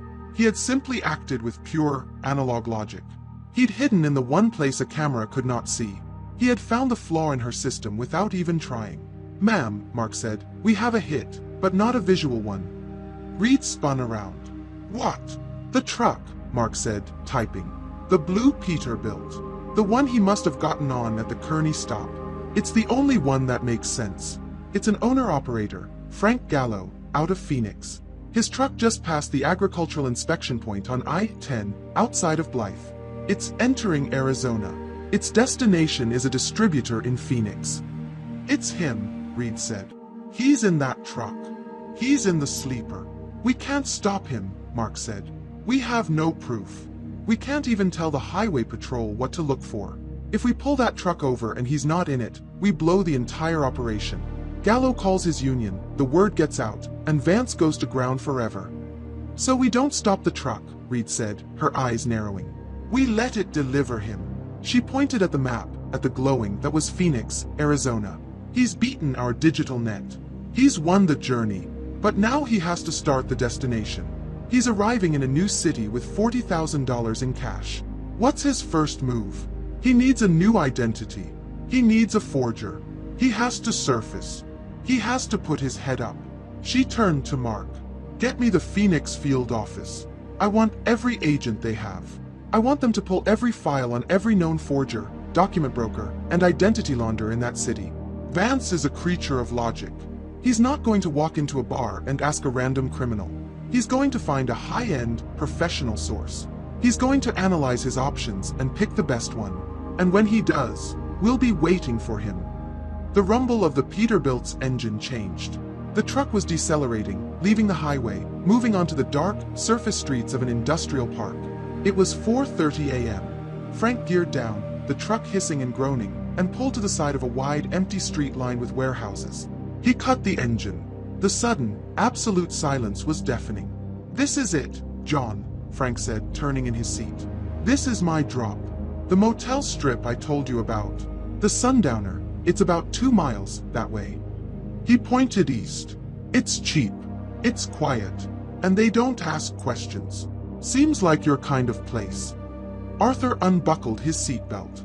The journey was over. He had crossed the continent as a ghost. "Frank," he said, pulling his backpack on, "I can't thank you enough. You really helped me out." "Yeah, well." Frank shrugged, not comfortable with the gratitude. $500 is $500.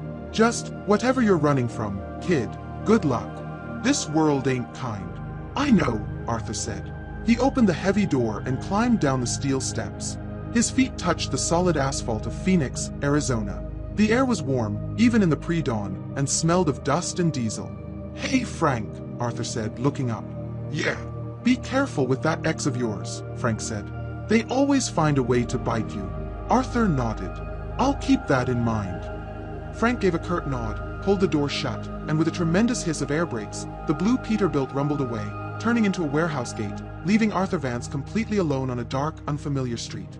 He stood for a full minute, just breathing. He was here. He was free. He was liquid. He adjusted the straps on his backpack and began to walk, not toward the motel, but toward the distant growing glow of the downtown skyline. He was an analyst, and he had a new system to crack. The sun was an angry, copper smear on the horizon by the time Arthur Vance reached the fringes of civilization. The industrial park gave way to a 6-lane arterial road, a no-man's land of strip malls, fast food restaurants, and weekly rate motels. He bypassed the Sundowner, the motel Frank had suggested. Frank was a variable, an unsecured link. He had mentioned that name. If Reed ever found Frank, the Sundowner would be the first place she'd check. Logic. Instead, Arthur walked another half-mile until he found the Desert Wind Inn. It was a 2-story, L-shaped structure painted a fading shade of sand. Its sign was missing the W. He walked into the office. The air was thick with the smell of stale cigarettes and pine-scented cleaner. A thin, tired-looking woman sat behind the glass, watching a small TV. "Need a room," Arthur said. "Day or week?" she asked, not looking up. week, 200. cash, In advance. ID. "I don't have ID," Arthur said. I was. "I was robbed. In Flagstaff. My wallet, everything. I'm just trying to get back on my feet." He had rehearsed this. He looked the part, exhausted, dirty from the truck, a slight limp from his ankle. The woman looked at him. She saw a man, not a threat. She saw a problem she didn't want. "Weekly rate is $250 if you don't have ID, and I need another $100 for a key deposit. No visitors. No noise." Arthur pulled $400 bills from his pocket and pushed them through the slot. Fine. She took the money. He signed the register as John Carter. He didn't care about the name, it was just a placeholder. She pushed a key attached to a large plastic fob across the counter. "Room 214. 2nd floor. Back." The room was another box. A queen-sized bed with a cigarette-burned comforter, a small, buzzing refrigerator, and a bathroom where the tub was stained a permanent shade of rust. Arthur locked the deadbolt, chained the door, and for the first time in 5 days, he stood in a room that was truly, privately his. He stripped.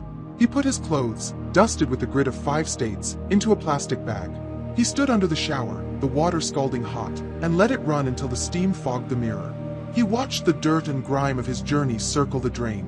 He was erasing the physical, analog trail. He shaved, using the cheap razor from his go-bag. He looked at the man in the mirror. The face was thinner, the eyes shadowed with exhaustion, but they were clear. They were analytical. He sat on the edge of the bed, a thin motel towel around his waist. He had approximately $40,800. It was a lifeline, but it wasn't a life. He needed to get to his $48 million. But to touch that, he needed to be someone else. A person with a history, a credit score, and a social security number. He needed a legend. A ghost story so good, the banks would believe it. He needed a high-end forger. In the glass and steel high-rise of the Phoenix FBI field office, Special Agent in charge David Henderson was on a secure video call. He was a man with a military short haircut and a face that looked like it was carved from Arizona rock. On his screen was Agent Evelyn Reed, looking pale and intense under the lights of her Chicago bunker. "And that is why I need your artists," watched Henderson, Reed was saying. He's in your city. He's cashed up. And he's shopping." Henderson leaned back in his chair. He did not like being told how to run his city, especially by a cyber specialist from back east. "Agent Reed," he said, his voice a low, patient drawl, "Phoenix has a population of 1.7 million people. You're telling me to find one man, with no ID, who's trying not to be found. My people are not magicians." "He's not just one man, Agent," Reed countered, her voice sharp. "He's a creature of pure logic. He will not go to a cartel coyote in a bar. He will not trust a street-level document mill. He's a purist. He will analyze, and he will seek the absolute best."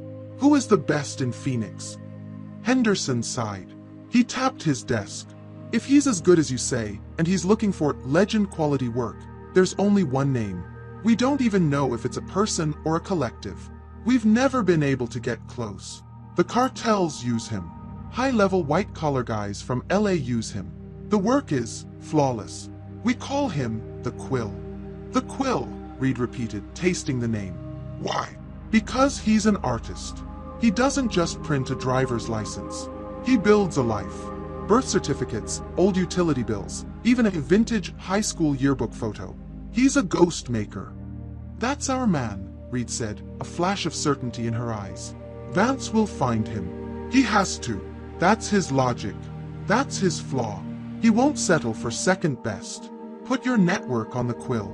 Informants, surveillance, anything.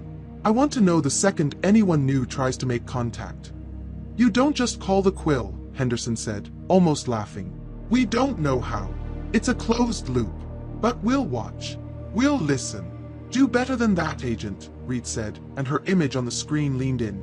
"Make it known that you're selling.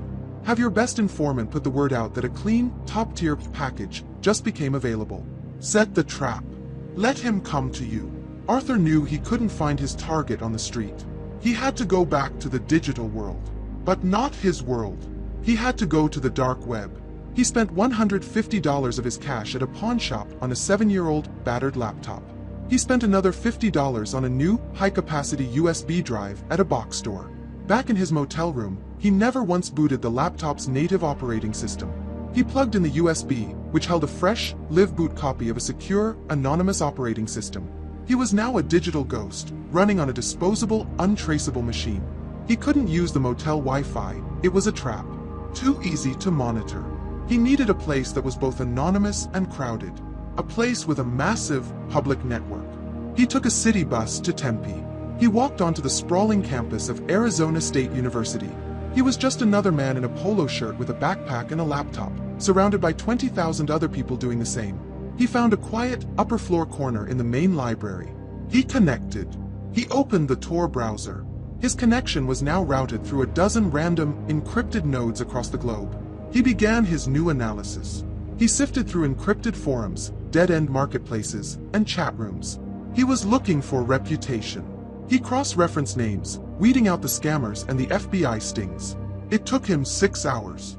Finally, in a high-level financial fraud forum, he found what he was looking for. A single, reverent thread. The user spoke of a Phoenix-based artisan who didn't deal in volume, but in masterpieces. The work was bulletproof and had passed level 3 bank verification. They called him the Quill. There was no website, no price list, just a single, encrypted, anonymous email address. Arthur Vance looked at the string of code on his screen. He had his target. He had his next move. He opened a new, secure email client. He began to compose his message. He was a man in a library, surrounded by students, about to knock on the most dangerous door in the American underworld. In the sterile, fluorescent-lit quiet of the ASU library, Arthur Vance composed his message.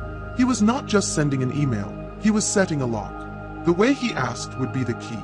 He was not a desperate man. He was a client. He was a professional. He wrote, "To the Quill. I am a professional with a significant liquidity problem. I require a masterpiece, not a print. Legend, quality. I am prepared to pay 6 figures for a 10-year, level 3 verified identity. I will not meet in person without verification. As a gesture of good faith, I will pay $10,000 in crypto for a 30-minute consultation via a secure, anonymous channel of your choosing. As a gesture of your good faith, your reply must not contain the word package or document. This is a test. Prove you are not a federal copy. He hit send. The message dissolved into the encrypted static of the dark web. He wiped the machine, powered it down, and left the library, just another anonymous face in a sea of students. *_. He's right, he won't take the bait, Agent Evelyn Reed said, her voice sharp over the speakerphone in Agent Henderson's Phoenix office. My informant, Marco, is in place at the Roadrunner's Rest, Henderson countered, his patience wearing thin. The word is on the street, a top-tier, verifiable identity package is on the market for a high roller. It's how it's done here, Reed. You have to start with a broker. And Vance will see Marco for exactly what he is, a low-level, high-risk informant, Reed shot back. He's analyzing you, Henderson. He's analyzing us. He's not just looking for a forger, he's looking for the trap. And your man Marco, sitting in a bar, that's a floodlight. But leave him. Let Vance see it. Let him feel smart. So what's your play then? We just wait for him to find the quill. No, Reed said. We let him think he's found the quill. We watch the dark web. We watch Marco. We watch everything. He's going to make a move. He has to. Arthur was back in room 214 of the Desert Wind Inn. He had been there for 36 hours, a prisoner of his own paranoia. He ate from a vending machine. He watched the local news with the sound off. He was waiting. On the second morning, his burner phone, the one he used only for data, buzzed. A new, encrypted email had arrived. The subject line was blank. The sender was an unreadable string of characters. The message was 5 lines. We do not consult. We provide art. Your terms are noted. The fee for a masterpiece is $150,000. Half in escrow. We do not use crypto for first contact. We do not use email. 4 p.m. today. Papago Park. Hole in the rock. Bring a red paperback book. Stand by the main opening, facing west. If you are deemed acceptable, you will be approached. If you are not, you will not. Do not be late. Come alone. You will be watched. Arthur read the message 3 times. This was it. It was arrogant. It was precise. It was theatrical. It was exactly what he was looking for. He deleted the message, scrubbed the phone, and pulled the battery. He had 4 hours. He went to a thrift store and bought a $1 paperback western with a bright red cover. He then took a series of city buses, a looping, disjointed route across the city. He got off one bus, walked into a CVS, bought a bottle of water, and exited out the back into an alley. He walked 2 blocks and caught a different bus. He was dry cleaning himself, watching for any tail, any car, any person who appeared more than once. He saw nothing. He was clean. At 3:45 p.m., he arrived at Papago Park. The place was busy. Tourists, families, hikers on the Red Rock trails. The Hole in the Rock was a large, natural sandstone formation, a popular spot for photos. He walked up the short trail, his heart a steady, cold hammer. He stood at the main opening, as instructed. The red book was in his left hand, cover out. He faced west, looking out over the city. He was a perfect target. He was completely exposed. He stood for 1 minute. 2. He scanned the parking lot below.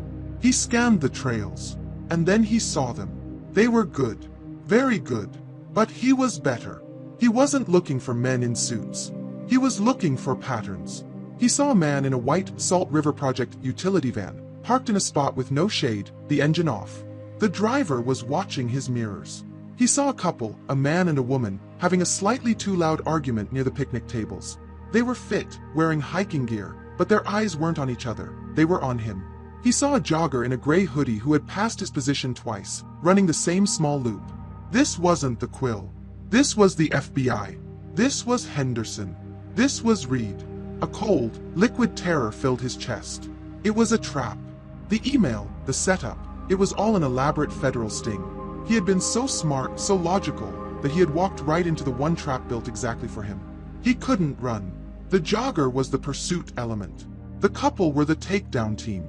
The man in the van was the coordinator. If he bolted, he'd be on the ground in 10 seconds. He had to play it out. He had to pretend he was just a tourist, waiting for a friend. He checked his watch, feigned annoyance. A new figure entered his peripheral vision. A young woman, college-aged, wearing ASU workout shorts and carrying a yoga mat. She was walking up the path, headphones on, seemingly oblivious. She tripped as she passed him, stumbling against his arm. "Oh my God, I am so sorry," she said, pulling her headphones down. "I'm such a klutz." "It's fine," Arthur said, his voice tight. She glanced at the red book in his hand. "Good read." Arthur's mind went into overdrive. This was it. This was the variable. "Haven't started it," he said, his voice level. "The cover's red." The woman's eyes, bright and incredibly intelligent, met his. She smiled. "You're in the wrong place. This place is filthy." She leaned in, as if to steady herself. "The man in the van," she whispered, her voice barely audible. "The couple by the tree. The jogger. All feds. They've been waiting for you." Arthur was completely, utterly frozen. "They're watching you right now," she continued, her tone light, as if commenting on the weather. "They think you're meeting me, but they also have another trap set. At a bar. The Roadrunner's Rest. They have an informant named Marco waiting for you there. They weren't sure which one you'd pick." She knew. She knew about both traps. The woman stood up straight and slung her yoga mat over her shoulder. "The Quill is impressed. You didn't go to the bar. That was the idiot trap. This," she gestured to the park, "was the smart trap. And you spotted them. You passed the test." She turned. "Walk. Don't run. Go south, down the trail. Go to the bus stop on Van Buren. In 3 minutes, a 2005-ish green Toyota Camry will pull up. The license plate will have the numbers 335. Get in the back. Don't talk to the driver." She put her headphones back on. "Have a great day," she said brightly, and jogged away. Arthur stood for a beat. His brain was rebooting. The Quill hadn't just set a test. The Quill had used the FBI's test as their own. They had watched Reed's trap from a distance, using Arthur as bait, to see if he was smart enough to spot it. He took a breath. He pocketed his red book. He began to walk, a calm, steady pace, down the South Trail, away from the FBI surveillance, his heart pounding a hole in his chest. He heard a shout from the picnic area. The jogger had stopped. The couple was pointing. The man in the van started his engine. They knew he was moving. He didn't run. He just walked, faster now, toward the bus stop. The shout from the picnic area was the starting gun. "Hey, stop. Federal agents." The couple was running, their casual hiking personas dropped, revealing the hard, angular movements of trained field agents. The jogger in the gray hoodie had abandoned his loop and was sprinting, closing the distance, his hand inside his sweatshirt, undoubtedly on a weapon. Arthur did not run. Not yet. Running was an admission. He was still just a tourist, confused, walking away. He pushed through a small cluster of people taking photos. "Sir, stop right there." He reached the edge of the trail, which emptied onto the hot, wide sidewalk of Van Buren Street. The traffic was a wall of noise and motion. He was exposed. A white Salt River Project utility van, the one he'd spotted in the lot, screeched out of the parking exit, its tires smoking. It was trying to cut him off. This was the choke point. He was caught between the runners on the trail and the van on the street. He looked left, toward the bus stop. It was 30 yards away. A green, battered Toyota Camry was pulling up to the curb. License plate, 335. He bolted. He dropped all pretense and ran. He was not an athlete. His ankle screamed in protest. His lungs burned. He was just a man in a polo shirt, sprinting down a city sidewalk. The van swerved, jumping the curb, its heavy metal grille aimed right at him. He dove, not slowing, but rolling, over a small patch of grass. He hit the pavement hard, scraping his hands and his knee, but he was up in a second. The van had overshot. He scrambled to the Camry. The back door was already unlocked. He ripped it open, threw himself inside, and slammed it shut. "Go! Go!" he yelled. The driver, a man whose face was completely hidden by a hoodie and sunglasses, didn't even look at him. The Camry didn't screech. It didn't burn rubber. It pulled calmly, legally, into traffic, signaling its merge. Arthur looked out the back window. The jogger and the couple had reached the sidewalk, their weapons now drawn, shouting uselessly at the wall of afternoon traffic. The white van was trapped, trying to reverse back into the flow. They were gone.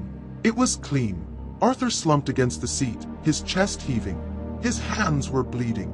His knee was on fire. He was alive. He turned to the driver. That was... "Be silent," the driver said. The voice was flat, male, and devoid of any emotion. It was the last word that would be spoken in the car. Arthur pressed his lips together. He was no longer in charge. He was cargo.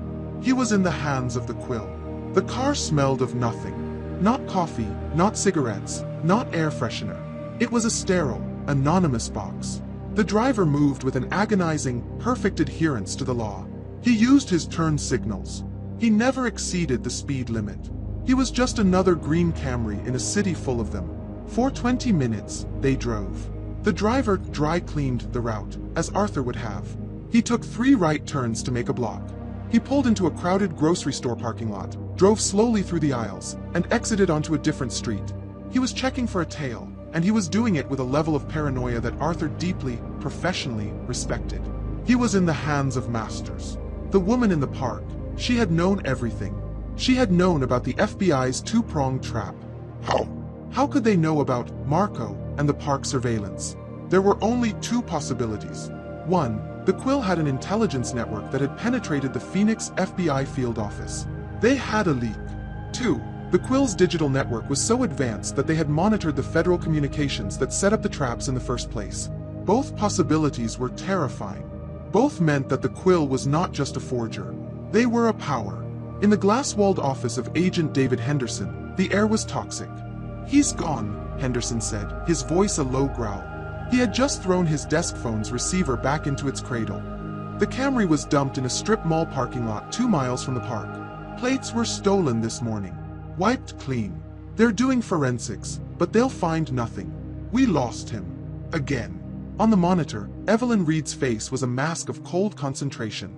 "You lost him because you were outplayed, Agent Henderson." "We were outplayed. My men were in position. He was cornered. And he was warned," Reed cut in. "The girl. The yoga girl. My team is analyzing the park security footage right now. She didn't trip. She engaged him. She spoke to him. She was the contact." Henderson slammed his hand on his desk. "So the Quill sent a scout. She saw my men. She waved him off." "No," Reed said, her eyes narrowing. "You're still not getting it. She didn't just wave him off. She knew about both our traps. She knew about your informant, Marco. Your team at the Roadrunner's Rest just reported in. The bar was empty. No one came. No one even called. The Quill knew.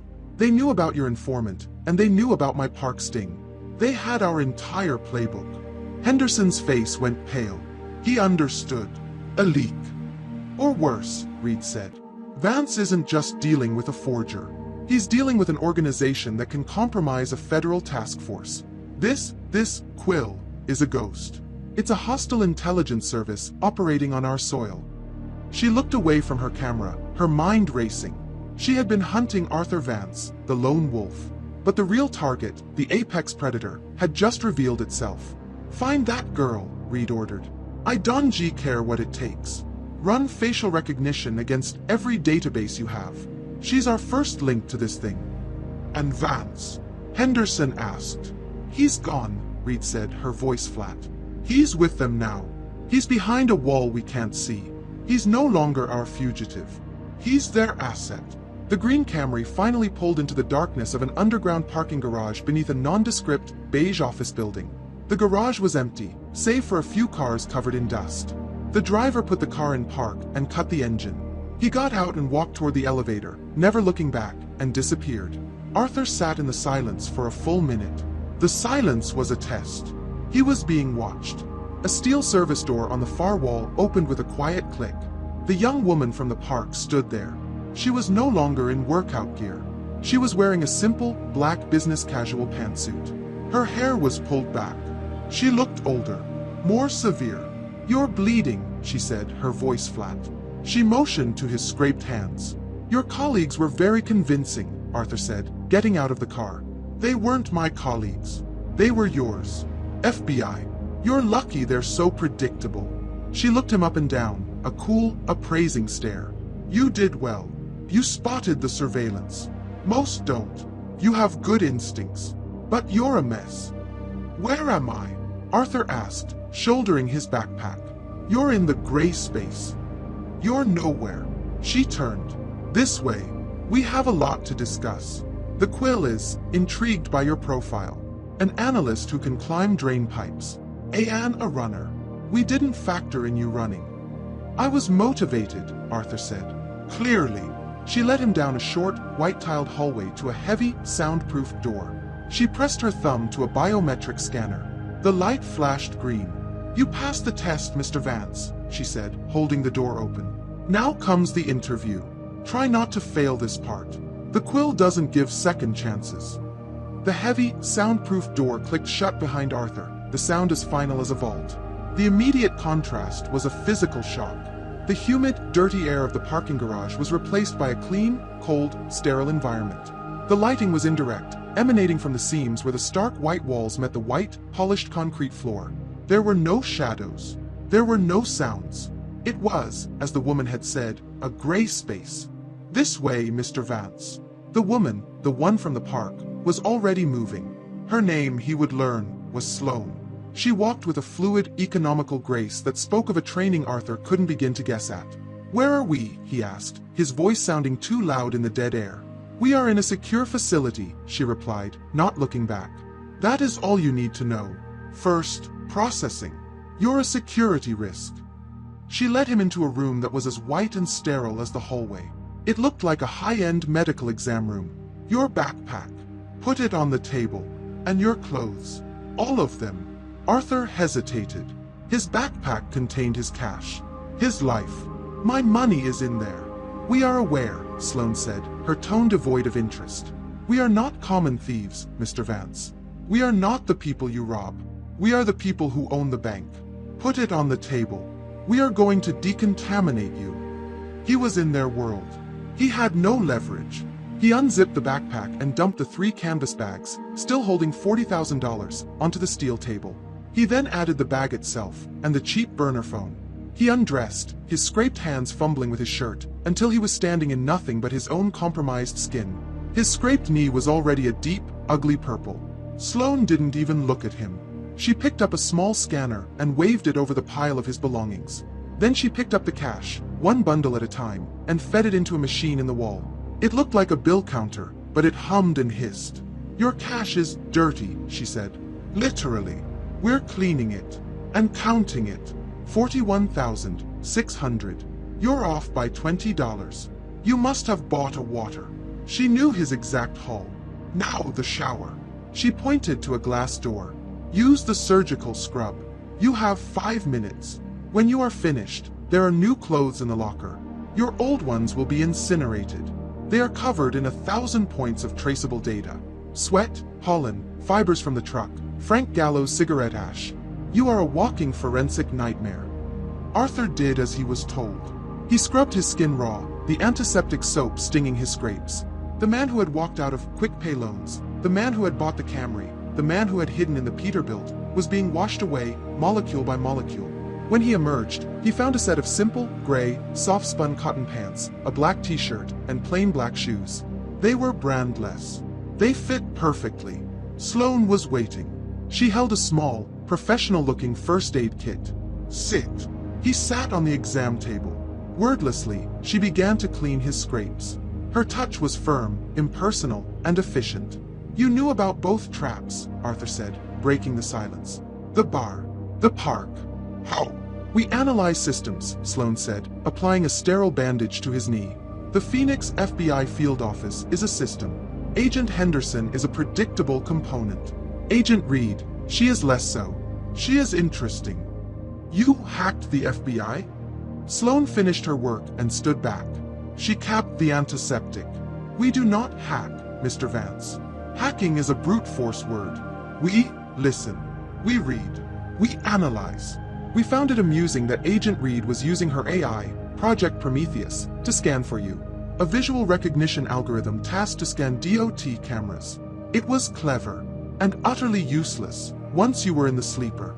Arthur's blood went cold. She knew the name of the AI, the classified, internal name, Project Prometheus. This organization wasn't just good. They were total. They had compromised not just the Phoenix field office, but the core of Reed's entire CTAC operation. "Who are you?" he whispered. "We are the Quill." She gestured to the door. "The interview is ready." She led him to another room. This one was different. It was dark. The walls were a deep, matte black, absorbing all light. In the center of the room was a single, comfortable-looking leather chair. It faced a wall that was, in fact, a single floor-to-ceiling screen. "Sit, Mr. Vance," Sloane said. "Do not try to leave. The door will not open until we are finished." She left. The door thunked shut, and he was alone in the dark. He sat. The chair was, as it looked, incredibly comfortable. He was in a state of profound, disorienting shock. He was clean, he was fed, his wounds were bandaged, and he was in the most secure, or most dangerous room he had ever been in. The screen flickered, not to an image, but to a complex, slowly undulating geometric pattern, a screensaver that looked more like a living mathematical equation. Then, a voice. It came from everywhere. It was not a voice over IP. It was a deep, resonant, and perfectly modulated sound that seemed to exist inside his own head. It was genderless, ageless, and utterly, terrifyingly calm. "Arthur Vance," the voice said. "Codename, Deadless. Welcome." "Hello," Arthur said. His voice was a dry croak. "Are you the Quill?" "I am the voice of the Quill," it replied. "The Quill is not a person. It is an idea, a service, a solution. You have passed our initiation. You have proven you are not a fool. Most clients are fools." "I came to buy a new identity," Arthur said, trying to regain his footing. "Your agent, Sloane, said my terms were noted." "Your terms are irrelevant," the voice said, the geometric pattern on the screen shifting, its colors deepening. "You came to us with $40,000 to buy a forgery. This is like bringing a cup of sand to a man who owns the beach. We are not forgers. Sloane told you. We are architects of reality." What do you want, then?" "We have been watching you for some time, Arthur. Long before you walked into Midwest Heritage Bank. We watched you build the Civ. It was elegant, flawed, but elegant. A work of art. You were beaten by a superior machine, by Prometheus. That must have stung. The artist, defeated by the critic." The voice knew everything. "We find ourselves," the voice continued, "in a position of mutual interest. You need a new life. A masterpiece, as you called it. One that is bulletproof, that will allow you to reclaim your $48 million. We can provide that. In exchange for what? Your $40,000 is a processing fee. Your $48 million, we will consider that a retainer. We are not interested in your money, Arthur. We are interested in your talent. You are an artist who has been given a second-rate canvas. We are prepared to offer you the Sistine Chapel." A new window opened on the screen. It was a complex diagram, a network map that Arthur recognized instantly. It was a secure, air-gapped federal server network. "Agent Reed," the voice said, "has something we want. Project Prometheus is not just a defensive tool. It is an offensive one. She has used it to build a ghost account, a digital black box. Inside that box, she is holding $1.4 billion in seized, untraceable crypto assets, recovered from the collapse of 3 global darknet markets." Arthur stared at the screen. $1.4 billion. "She has done the hard part," the Quill said. "She has collected it. She has put it all in one, perfectly secure, AI-guarded vault. And now, she doesn't know what to do with it. It is a political bomb. She can't admit she has it. She can't give it back. She can't use it. It is, in effect, the largest pile of lost money in human history." The voice paused. The geometric pattern coalesced into a single, sharp point. "We want it, Arthur. And you are going to get it for us. You are going to build the Civ 2.0. You are going to use your logic, your analysis, and your talent to steal from the machine that defeated you. You will walk into the digital fortress of the most dangerous cyber agent in the US government, and you will empty it." "That's impossible," Arthur breathed. "It's an AI. It learned me. It will see me coming." "You will not be alone this time," the voice said. "You will not be a lone wolf. You will have us. You will have our resources, our intelligence, our protection. You will have Sloane. You will have a new identity. You will have everything you need. You will be a true ghost. And if I do this..." "If you do this," the voice said, "we will give you your masterpiece. A new face, a new name, a new history. And we will give you a 10% commission. Your $48 million, plus $140 million. More than enough to disappear. Forever. And if I say no? The screen went black. The voice was silent for a full 10 seconds. Then you are a man with no money, no identity, and no clothes, sitting in a black room that does not exist. And you are a loose end. The quill, the voice said, its calm suddenly more terrifying than any threat, does not tolerate loose ends. You have 1 hour to decide if you are a client or a liability. Arthur sat in the black, silent room. He was a liability, or he was a client. There was no third option. A logician does not fight a foregone conclusion. He analyzes the new board. His penthouse had been a cage of his own design. This was a cage built by others, but it was also, for the first time, a shield. He didn't need the full hour. His decision had been made the moment the quill had named Project Prometheus. This wasn't just about survival anymore. It was about revenge. It was the artist getting a chance to repaint the masterpiece that a critic had burned. The geometric pattern on the screen pulsed, and the voice returned. Your hour is almost. I accept, Arthur said, his voice firm, cutting the entity off. I am not your employee. I am your contractor. You will provide the tools, the intelligence, and the identity. I will provide the solution. My 10% commission is non-negotiable and will be routed to an account of my sole discretion upon completion. The voice was silent for a moment. The pattern on the screen seemed to quicken. It was almost a digital tell of surprise. Your terms are acceptable, contractor, the voice said. It is refreshing to deal with a professional. You will find we honor our agreements. Sloan will escort you to your new workspace. The screen went black. The door behind him opened with a soft hiss. Sloan was standing there. She held a single, thin data tablet. This way, Mr. Vance. Call me Arthur, he said. I will not, she replied, turning. Mr. Vance is a federal fugitive. He is a loose end. You are no longer him. You will be given a name when you have earned it. For now, you are the asset. She led him back into the white, sterile hallways, but they turned, descending a flight of stairs, passing through another biometric checkpoint, and into a new wing of the facility. The gray space was, he now realized, a vast, underground complex. The sterile white gave way to a warmer, more functional aesthetic. Subdued lighting, dark wood floors, brushed steel. It was a high-end, minimalist hotel, or a very expensive prison. Sloan stopped at a door marked 7. She pressed her thumb to the scanner, and it opened. It was not a room, it was a suite. A living area with a low-slung couch, a small, fully stocked kitchen, a bedroom, and an office. The entire back wall of the office was a bank of high-resolution monitors, currently dark. It was a command center. This is yours, Sloan said. The kitchen is stocked. The network is isolated, secure, and the fastest you have ever used. There are no windows. There is no contact with the outside world. All communication goes through me. Your $40,000 has been credited to an internal account for sundries. Sundries? Arthur asked. Books, music, specific software licenses. You will want for nothing except the sky. She placed the tablet on the new, glass-topped desk. Your new work. The quill is eager. You have 24 hours to deliver your initial threat assessment. Arthur walked into the office. He ran his hand over the keyboard of the new workstation. It was a custom-built machine, cold to the touch. This was his new cage. It was a cage he understood. This is everything the quill has on Project Prometheus, Sloan continued. Architecture, known code base, and associated personnel. And your intelligence, Arthur said. You know how they operate. You compromised them to bypass their traps for me. We did not compromise their traps, Sloan said, a fine distinction. We compromised their traffic. We read their plans. There is a difference. The trap itself remains secure, as does Prometheus.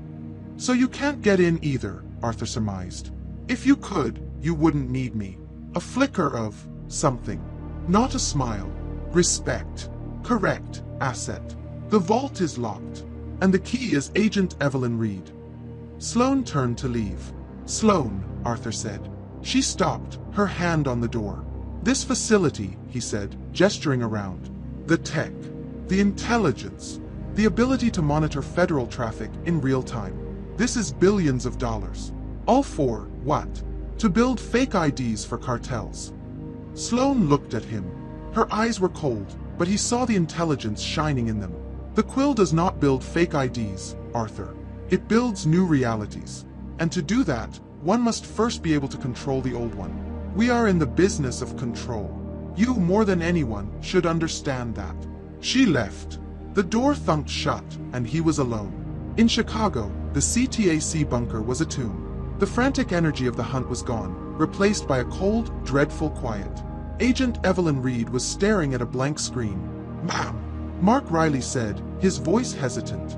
"The forensics on the Camry are a bust. Wiped. The facial recognition on the yoga girl, Sloan, is a ghost. It matches 10,000 people and none of them.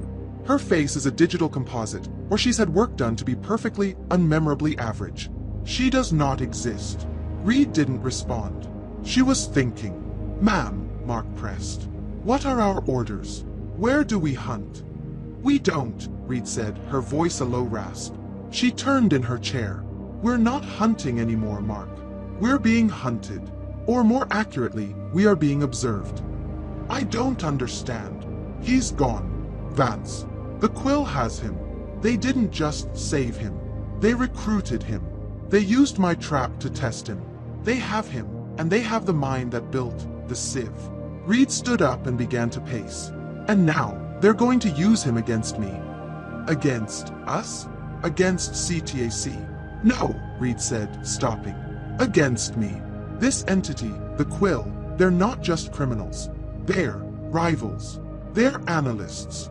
And they know what I have." Mark's face went white. "Ma'am, you don't mean..." "Project Prometheus," Reed said. "The ghost account. The $1.4 billion. They're going to come for it. And they're going to use Arthur Vance to do it.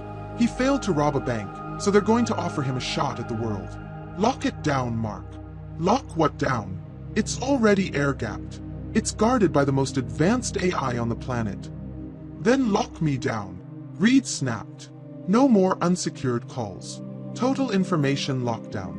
From this moment on, we are no longer a task force. We are a fortress. And we are under siege." Arthur sat in his new office, the tablet in his hands. He opened the file. He was expecting schematics, code libraries, firewall configurations. And they were there. Terabytes of them. A perfect, stolen blueprint of the Prometheus AI system. It was breathtaking. But that was not the first file in the folder. The first file was not labeled Architecture. It was labeled The Flaw. He opened it. It was not a string of code. It was not an exploit. It was a video file. A deposition. A young, brilliant, intense-looking Evelyn Reed, 15 years prior, testifying at a congressional hearing. It was her psychological profile from Quantico. It was her medical history. It was her divorce records. It was a satellite photo of her jogging route. It was a recording of her ordering coffee that morning. The Quill had given him the blueprints to the AI. But, more importantly, they had given him the user's manual for its creator. Arthur leaned back, a cold, slow smile spreading across his face. He'd been trying to beat a machine. He'd been trying to beat a fortress. He had been wrong. You don't hack the AI. You hack the person who holds its keys. The flaw wasn't in the code. The flaw was in the human. The flaw was Evelyn Reed. For the first 12 hours, Arthur Vance did not sleep. He did not eat. He sat in the perfect, climate-controlled silence of his new office, and he analyzed. He was, once again, the man in the penthouse. He had a target, he had the data, and he had a mission. He started with the video files. He pushed the terabytes of Prometheus's source code aside. That was the how. He first needed the why. He needed the who. He watched the 15-year-old deposition. A younger Evelyn Reed, her hair pulled back so tightly it looked severe, her voice sharp, clinically dismantling a senator's line of questioning about digital privacy. She was brilliant. She was arrogant. And she was utterly, unshakably moral. She believed in the system. "You don't understand," she told the senator, her voice dripping with a frustration she was barely concealing. "The threat isn't that someone will steal your money. The threat is that they will steal your reality. That the data will say you're a criminal, and so, you will be one. My job is to protect the truth of the data." Arthur paused the video. To protect the truth. He mused. He switched to another file. This one was audio only. A covertly recorded therapy session, mandated by the Bureau after a case that had gone bad. Her voice was different. Tense, coiled, but still defended. I am not struggling, doctor, she said. I am processing. The operative failed to follow protocol. The protocol was sound. The human variable was the flaw. But you blame yourself, said a new, older, calmer female voice. I blame my miscalculation, Reed corrected.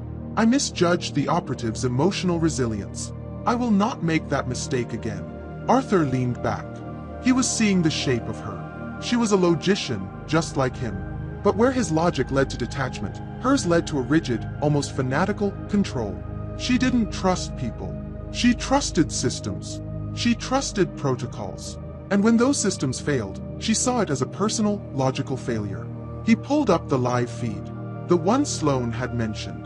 A tiny, high-resolution video icon in the corner of his screen. It was from a micro camera, positioned across the street from a Chicago coffee shop.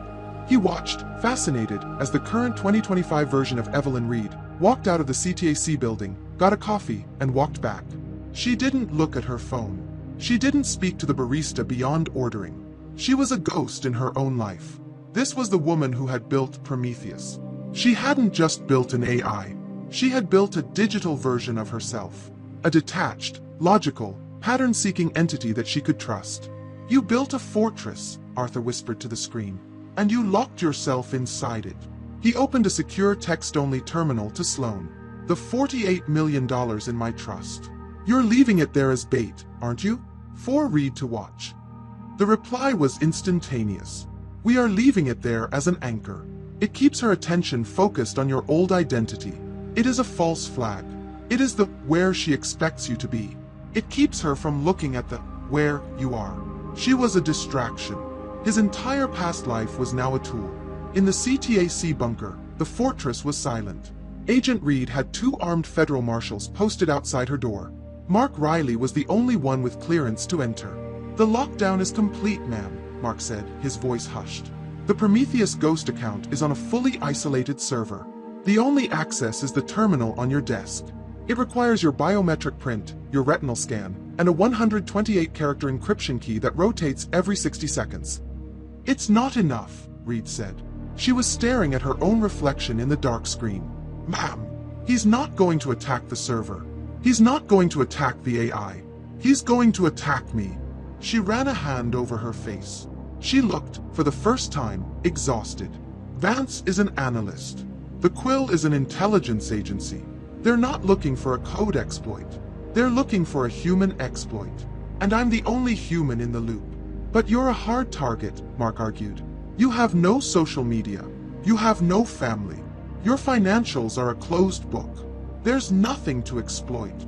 Reed was silent for a long time. Her eyes drifted to a single framed photo on her desk, the only personal item in the entire bunker. It was a picture of an older woman with a kind smile. That's not true, Mark, she said, her voice so low he barely heard it. There's one. There's always one. She turned to him. I want you to do something for me. Off the books. No digital record. Use your personal phone. Anything, ma'am. I want a 911 welfare check. And I want a 24-hour private security detail, paid for out of my personal account, sent to an address in Sedona, Arizona. Mark was visibly confused. Sedona? Who? Dr. Alanis Croft, Reed said, the name sounding foreign, even to her. She was my mentor at Quantico. My therapist, for a while. She's retired. She's not well. She's the only person I ever. She couldn't finish the sentence. The only person I ever trusted. Vance is going to dig into my past, Reed said, her voice hard again, the moment of vulnerability passing. He's going to find her. He's going to see her as a loose end, a point of leverage. I want her protected. Now. Arthur had been digging for 14 hours. He'd moved past the videos and into the raw text. Transcripts, medical records, financial reports. He was mapping her entire life, looking for the one node that didn't connect logically, the one emotional outlier. And then, he found it. A name. Dr. Alanis Croft. Reed's Quantico mentor. Their sessions had continued, off the books, for a decade after graduation, long past any professional requirement. He cross-referenced the name with the Quill's vast database. The file that popped up was thin, but recent. Croft, Alanis, Ph.D., age 78. Current address, Sedona, Arizona. Status, in-home hospice care. Pancreatic cancer, terminal. Prognosis, 2 to 4 weeks. Arthur leaned back from his desk. His heart was hammering. This was it. It was perfect. It was the single, blinding flaw in her perfect, logical armor. A deep, old, emotional attachment. A dying mentor. Reed, the ultimate logician, would be consumed by this. She would see it as a loose end she had to tie up. She would be protecting this woman. She would be distracted. But the Quill, in its terrifying omniscience, had already tagged this woman. They knew. A new thought, cold and sharp, cut through his excitement.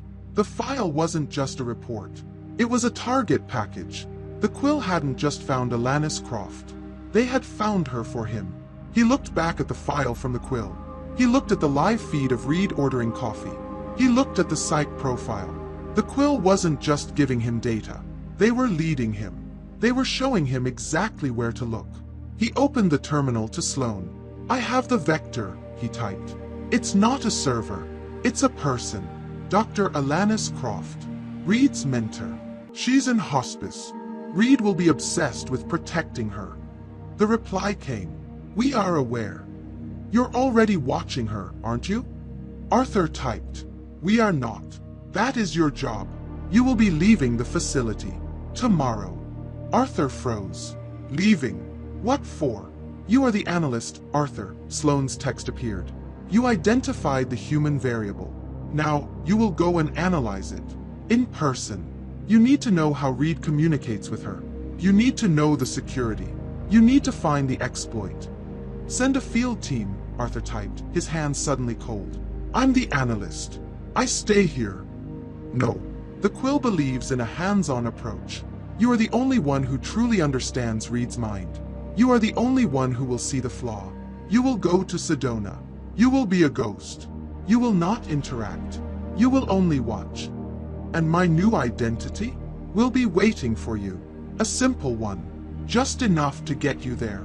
Arthur looked at the blank, black terminal. He had just walked into the most secure cage on the planet, and they were already kicking him out. Back into the world. Back into the line of fire. Back to where Evelyn Reed could find him. "Your name is Scott Campbell," Sloane said. She stood by the open door of the suite, which now led to a different, unknown hallway. "You are a freelance writer from Denver, on a one-week sabbatical to find inspiration. You have a valid Colorado driver's license, 2 credit cards with a $5,000 limit, and a thin, legitimate credit history. You are forgettable. Do not cease to be forgettable." She handed him a simple, black wallet containing the new identity. She also handed him a phone. It was not a burner. It was a sleek, black, custom-designed smartphone. "This is your link," she said. "It is a Quill phone. Its connection is routed through our private, sovereign satellite network. It is invisible to any domestic carrier. It is, in effect, a ghost. Use it for communication with me, and only me. For all other tasks, you will acquire local, disposable hardware. Do not cross-contaminate." She led him to an elevator he hadn't seen before. It was a freight elevator, industrial and cold. "You have 48 hours in Sedona," Sloane said as the elevator descended. "Your objective is to find the exploit. The human exploit. You are to observe the security around Dr. Alanis Croft. You will identify how Agent Reed is monitoring her. You will not, under any circumstances, make contact. You are a ghost. If you are seen, if you are compromised, we will not extract you. The Scott Campbell identity will be burned, and you will be on your own. Am I clear?" "Perfectly," Arthur said. The name, Scott Campbell, felt strange in his mind, an ill-fitting suit. The elevator doors opened onto a different, smaller parking garage. A dark gray, late-model sedan was waiting, the keys in the ignition. It was spotlessly clean, with no license plates. "The car is sterile," Sloane said. "A legitimate ghost registration will be digitally applied to the plates as soon as you are on a public street. It will match your Scott Campbell identity. The car is good for 500 miles. Do not exceed that." A new vehicle will be provided if necessary. Arthur got in the car. It smelled new. And when I find the exploit, you will report to me, and you will return to this facility. Do not be late. The garage door rumbled open, revealing a blinding, vertical slit of the Phoenix afternoon.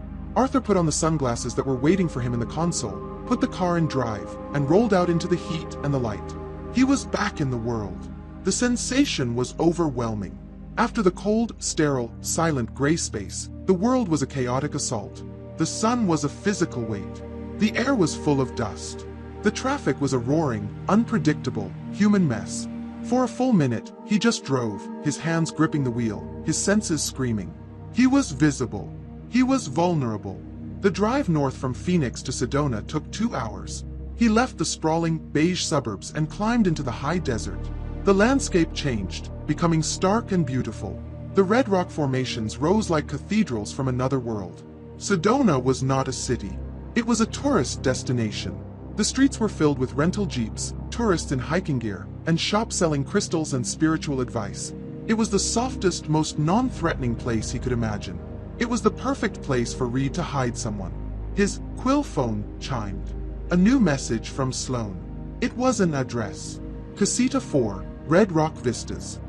He followed the GPS. The Casita was a small, high-end vacation rental, built into a hillside. It was part of a cluster of similar homes, all designed for wealthy, privacy-seeking tourists. He checked in, paid for the week with Scott Campbell's credit card, and was given a key. The Casita was perfect. Its back patio, shaded and private, had a telescope for stargazing. It also had a perfect, unobstructed, 800-yard view of a quiet, residential street on the opposite hill. Arthur didn't bother with the telescope. He pulled a set of compact, high-powered binoculars from his backpack, a bag that had been pre-stocked in the car. He focused the lenses. He found the house in 3 minutes. It was a modest, beautiful, single-story ranch with a perfectly manicured desert garden. He set up his new analog algorithm. He watched. The first variable, the house had security. He saw them. 2 men. They were not cops. They were private security, dressed in sharp, dark blue polo shirts and khaki pants. Gila Security Solutions read the small patch on their arms. One was stationed in a black sedan parked at the curb. The other sat on a chair on the front porch, reading a newspaper. He watched them for hours. They were pros. They were Reed's private firewall. They were boring. They changed shifts at 6 p.m. 2 new men, identical to the first. It was a clean, simple, analog defense. The second variable, the house was not just a house. It was a hospice. At 9 a.m. the next morning, a white van pulled up. Sedona Compassionate Hospice. A nurse, a woman in her 50s with a kind face and a heavy-looking medical bag, got out.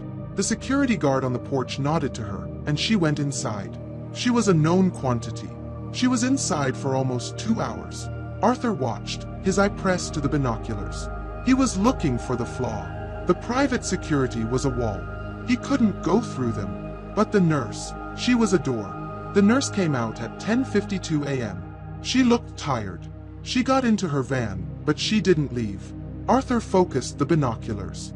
Through the van's windshield, he watched her. She pulled a tablet from her bag. A standard, off-the-shelf, ruggedized medical tablet.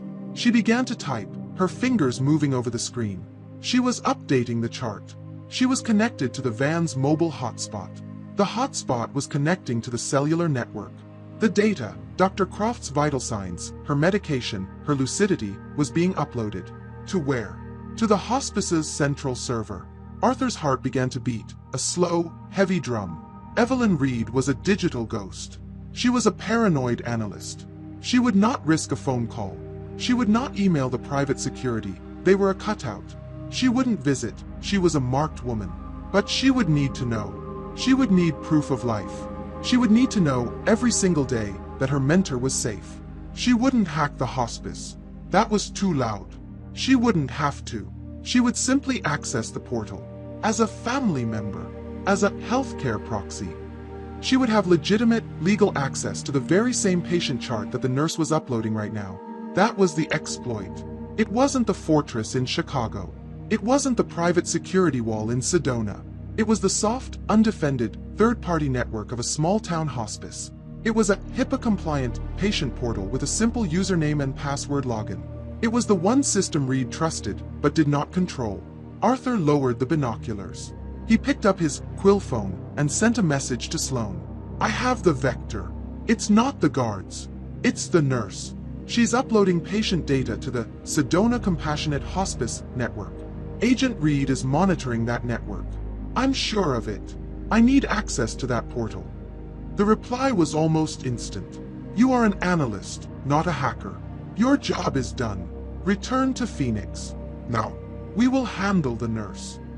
The drive back to Phoenix was a silent 2-hour descent into a new kind of hell. Arthur Vance, or Scott Campbell, drove the sterile gray sedan with perfect legal precision. He was a ghost in the machine, and the machine was a rental car. But for the first time, his logic was clouded by an emotion he couldn't process. It was a cold, acidic feeling in his gut. He had just targeted a dying 78-year-old woman. He had been a thief. He had stolen from a multi-billion-dollar corporation that he considered a digital abstraction. He had been a burglar. He had terrified a young woman in a check-cashing store, a messy act that had bothered him, but one he justified as a necessity. This was different. This was calculated. This was the cold, deliberate leveraging of a person's final, private moments. He was using a woman's death as a crowbar to pry open another woman's mind. And then, there was Sloane's final message. We will handle the nurse. What did handle mean? The Quill was an organization that had compromised federal intelligence networks. They had used him as bait in an armed FBI sting. They were, in his estimation, utterly ruthless. Did handle mean a digital compromise? Or did it mean a white hospice van, identical to the real one, would arrive tomorrow?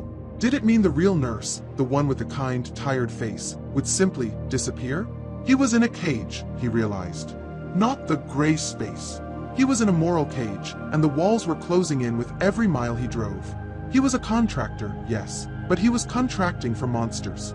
And he was becoming one of them. He arrived at the underground garage. The door rumbled open, and he drove the car into the exact spot he had left. He got out. Sloan was waiting for him, a still, silent figure by the freight elevator. You are on time, Asset, she said. Your vital signs are elevated. Was there a problem? The nurse, Arthur said, his voice flat. How did you handle her? Sloan looked at him, her head tilting slightly, as if analyzing a curious, misbehaving pet. You mistake us for the crude organizations you see in films. We do not create problems. We do not use violence. Violence is messy. It is loud. It is analog. We are artists. She held up her own quill phone. The nurse's name is Maria Sanchez, 53 years old, a widow. She is a grandmother. Her tablet, a MedTech 7, connects to the hospice network via standard 5G hotspot. While you were driving back, we pushed a 0-day exploit to her carrier. For 14 seconds, we became her cellular tower. We cloned her tablet's credentials, its SIM, and its unique network ID. The real Maria Sanchez will continue her work. She will upload her charts. But we now exist alongside her. We are her digital twin. We can log in as her, with full credentials, and our entry will be indistinguishable from hers. She has been handled. Arthur let out a breath he didn't know he was holding. It wasn't relief. It was a new, deeper terror. They hadn't just picked the lock. They had become the key. Come, Sloan said. Your assessment was correct. The Quill is pleased. The voice will debrief you. In the Chicago bunker, Agent Evelyn Reed permitted herself a single, human moment. It was 3 a.m. The bunker was silent. The armed guards were outside. She had just received the hourly digital check-in from Gila Security Solutions in Sedona. All quiet. No anomalies. Subject is secure. It wasn't enough. She opened a secure browser on her private terminal. She navigated to the Sedona Compassionate Hospice patient portal. She typed in her username and a 32-character password. She was logged in as E. Croft, healthcare proxy. She pulled up the chart for Alanis Croft. She saw the latest entry, time-stamped 11:05 a.m. Mountain Time. It was from Maria Sanchez, RN. Patient is resting. Vitals stable. BP 110/70. Respiration normal. Patient was lucid for approximately 45 minutes. We discussed her garden. She is in no pain. continuing palliative care as scheduled. Evelyn closed her eyes. Stable, lucid, no pain. She read the words over and over. It was a lifeline. It was the only data she could trust. She logged out. The portal was her one, secret, emotional vulnerability, and it was secure. She had checked the site security certificate herself. It was solid. She turned back to the blank, dark screen of the Prometheus console. Her mentor was safe. Now, she could go back to war. Arthur was back in the black room. The undulating geometric pattern on the massive screen was bright. The voice spoke, its resonant, genderless tone filling the space. The asset has returned. And he has delivered. She's monitoring the portal, Arthur said, taking the chair. I was right. You were, the voice confirmed. Your hypothesis was elegant. Agent Evelyn Reed, our perfect logician, has an emotional tripwire. She has logged into the portal 14 times in the last 3 days. She checks it as one would check a heart monitor. So what's the plan? Arthur asked. We intercept her login? We use it to breach her network. No, the voice said, and the pattern on the screen shifted to a sharp, aggressive red. That is a common thief's plan. That is your old way of thinking. You are still trying to take from her. You are thinking about code. You must think about psychology. We are not going to steal from Reed. We are going to make her give it to us. Arthur was silent. She trusts this portal, the voice continued. It is her one source of truth. So, we are going to use it to tell her a new truth. We are going to create a crisis. A crisis so personal, so terrifying, that it will shatter her logic. It will force her to make a mistake. You're going to, what? Arthur said. You're going to create a false medical report? She'll see through it. She'll call the security team. She'll call the hospice. Yes, she will, the voice agreed. And Gila Security will report that all is quiet. And the hospice, our digital clone, will confirm our report. She will be in a loop. Her analog senses will tell her one thing, but her one trusted digital source will tell her another. And the digital source will be screaming that her world is ending. The full, horrifying scope of the plan settled on Arthur. You, the voice said, are the analyst. You are the one who understands her. We need a report that is not just bad. We need a report that is specific. A scenario that is her worst nightmare. A medical crisis so plausible, so sudden, that it bypasses her training and hits her as a human being. You want me to write a script, Arthur breathed. A script to make her panic. Precisely. We have cloned Nurse Sanchez's credentials. We have the login. You will provide the words. You will craft a medical event. A stroke. A fall. A sudden, untreatable spike in pain. You are the artist, Arthur. You will paint her a masterpiece of terror. You will write the note that breaks Evelyn Reed. Arthur stared at the screen. He was no longer a thief. He was no longer an analyst. He was a psychological weapon. He was being tasked with the precise, cold, and calculated breaking of a human mind.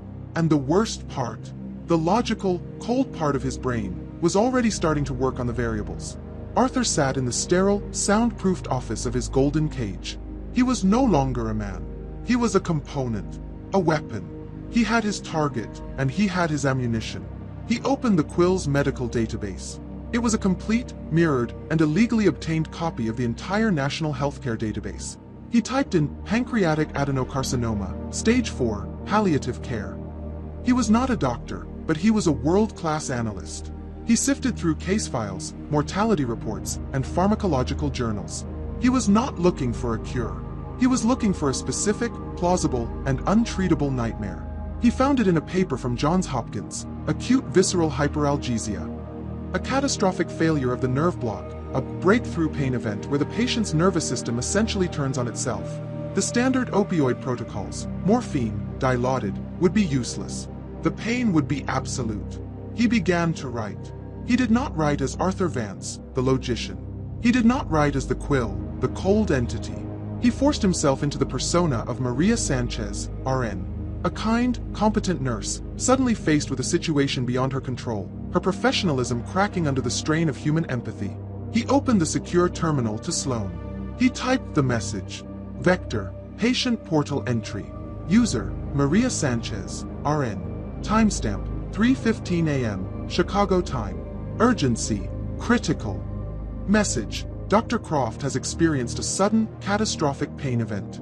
3 a.m. Suspected visceral hyperalgesia. Patient is nonverbal, but conscious and in extreme, acute distress. Vitals are critical.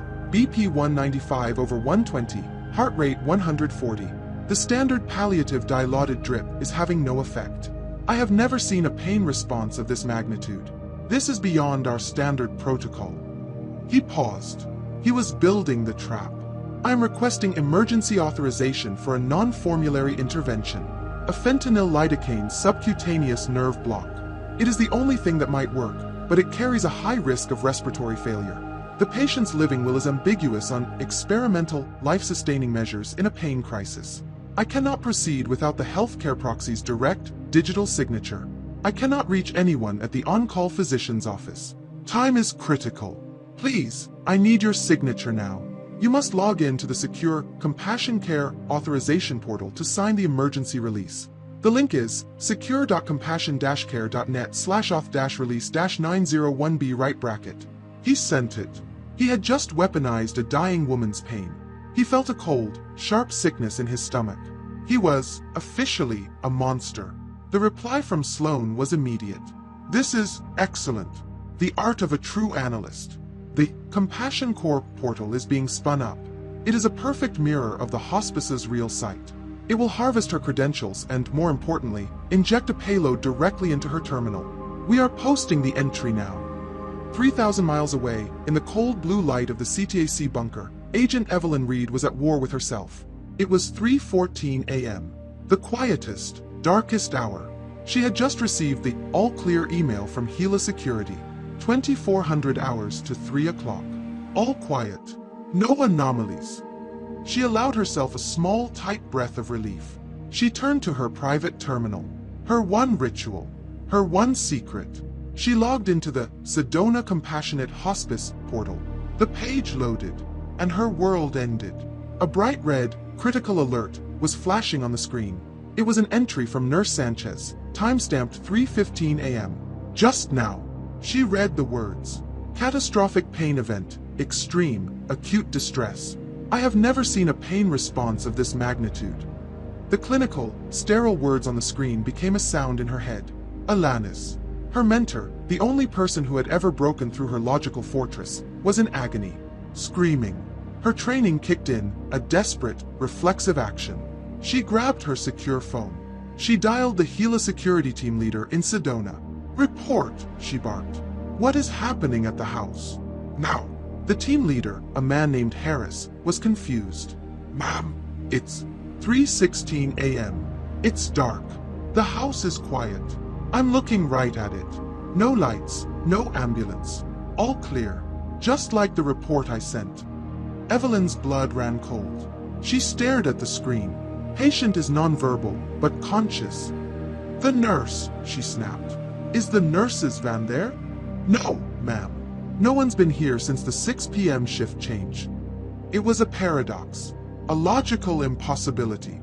Her physical, trusted security said all is quiet. Her digital, trusted portal said the world is on fire. This was the loop. The one the Quill had built. Reed's mind raced. The nurse wasn't there.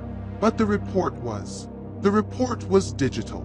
The nurse must have a remote monitoring system. A new tech. Something that read vitals from inside the house.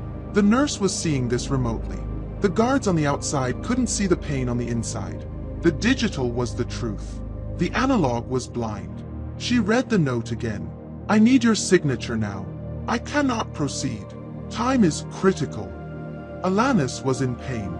Her logic, her training, her entire professional life dissolved into one single human impulse. Make it stop. She looked at the link. secure.compassion-care.net. It was an SSL encrypted, legitimate-looking domain. It was part of the hospice network. It had to be.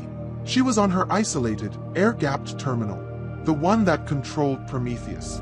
The one that held the keys to the $1.4 billion. It was the only machine in the room. She told herself it was fine. She was just opening a browser. A secure portal. It was fine. She clicked the link. The browser opened. A page loaded. It looked identical to the hospice portal. It asked for her E. Croft healthcare proxy credentials. She typed them in. Username. Password. She hit enter. For a single, agonizing second, the screen froze. In the gray space, on Arthur's desk, a single black window on his monitor, which had been monitoring the connection, flashed green. Connection established. Target, ctac.terminal.001, E. Read, payload, Icarus, V2, deployed. Credentials, harvested. We are in. Arthur stared at the screen. He had done it. He had broken her. His quill phone chimed. A text from Sloan. She's in. The payload is running. It is now mirroring her entire system, bypassing the air gap via micropulse data stream. We are downloading the core of Prometheus. We have the keys. We are moving the 1.4 billion. Arthur felt no triumph. He felt nothing. He felt hollow. Then, the voice filled his suite. It was no longer calm. It was not loud, but it was electric. It was the sound of victory. The asset has delivered the key, it resonated. The fortress is open. The flawed human has capitulated to the flawed machine. It is beautiful. Arthur looked at the blinking green cursor. He had built the key. He had used a dying woman's suffering to do it. He was the perfect Flaw. In the CTAC bunker, the screen in front of Evelyn Reed flashed. Authorization accepted. Thank you, Proxy E. Croft. The link vanished. The browser closed. The patient portal returned to normal. The critical alert was gone. The entire event had taken less than 20 seconds. Evelyn stared at the screen, her heart hammering against her ribs, the adrenaline from her panic still coursing through her. The immediate, screaming crisis was over. She had signed. She had acted. She had saved Alanis from the pain. And then, the cold, analytical part of her mind, the part that had been suffocated by the terror, took its first, sharp breath. Wait. She had just accessed an external, unvetted domain. From her secure, air-gapped terminal. The terminal shouldn't have been able to resolve the link. A cold, bottomless dread, far worse than the panic, opened up inside her. She hadn't just made a mistake. She had sprung her own trap. Her fingers, shaking now for an entirely different reason, flew across a different keyboard. She didn't try to stop the breach. It was too late. She opened her own system's process monitor, and she saw it. A new, unknown process, masked as a kernel-level security driver. It had a single, tiny, outbound data stream. A micropulse. It was not a smash and grab. It was a surgical siphon. It was the sieve. It was him. The payload wasn't just harvesting her credentials. It was her credentials. It was inside. It was past the air gap, past Prometheus, past everything. It was using her own terminal as a bridge, a secure, authorized key to open the vault. She had just handed Arthur Vance the $1.4 billion. Mark, she whispered, her voice a dead, hollow thing. She slammed her hand on the red panic button under her desk, the one that initiated a full, building-wide lockdown. Mark, she screamed, her voice breaking. Shut it down. Shut it all down. He's in. He's in the system. Alarms blared. Red lights flashed. But they both knew it was a gesture. The kill switch was for an external attack. The call was coming from inside the house. She wasn't a fortress. She wasn't an agent. She was just a flaw. A perfectly analyzed, perfectly exploited, human flaw. In the gray space, the black window on Arthur's monitor was a waterfall of green text. Transfer complete. 1.4B secured. Prometheus AI core. Cloning complete. Erasing signatures. Operation successful. The voice filled the suite. It was no longer electric. It was purring. It was the sound of a god enjoying its own creation. It is done, asset. The single greatest, quietest transfer of wealth in modern history. And a new, magnificent weapon. All without a single bullet. It is art. The door to Arthur's suite opened. Sloan stood there, her face impassive, but her posture was, for the first time, relaxed. The commission has been routed, Sloan said. $140 million to a new, anonymous, multi-layered account in your name. You are, once again, a very wealthy man. Arthur stared at the screen. He felt no victory. He felt no relief. He just felt the cold, hollow sickness. He thought of Evelyn Reed, sitting in her bunker, knowing she had been so completely, so personally, violated. What now? Arthur asked, his voice hoarse. My new identity. The masterpiece. Of course, the voice resonated. The final piece of the puzzle. The erasure. We must clean the board. The Scott Campbell identity has been burned. The digital trail from the hospice is gone. The fake portal has been vaporized. Agent Reed's credentials have been scrubbed. It will look to her like a moment of madness, a hallucination, a psychological break she can never prove. It is perfect. Arthur stood up from his desk. He felt a sudden, sharp cold. You're right, Arthur said slowly, his analytical mind starting to cut through his own emotional fog. My original plan, the sieve. It was almost perfect, but it had one flaw, a human flaw. Indeed, the voice agreed, indulging him. Ben Carter, Arthur said, the man on the inside, the accomplice, the one person who could tie the digital crime to the physical world, the loose end. Sloane had not moved from the doorway. She was just watching him. You learn well, Arthur, the voice said. Arthur looked from the dark screen to Sloane and back. I'm Ben Carter, aren't I? The silence in the room was absolute. The voice was gone. The purring had stopped. Sloane took one quiet step into the room. Her hand was now at her side, her posture no longer relaxed. She was a guard. You are the architect, Arthur, Sloane said, her voice quiet, and the one single living witness. You are the only person on Earth who knows our name, who has seen our facility, and who understands the mind of our enemy. You are not an asset anymore. You are a liability. The ultimate loose end, Arthur whispered. He had been so focused on Reed's trap, he'd never seen his own.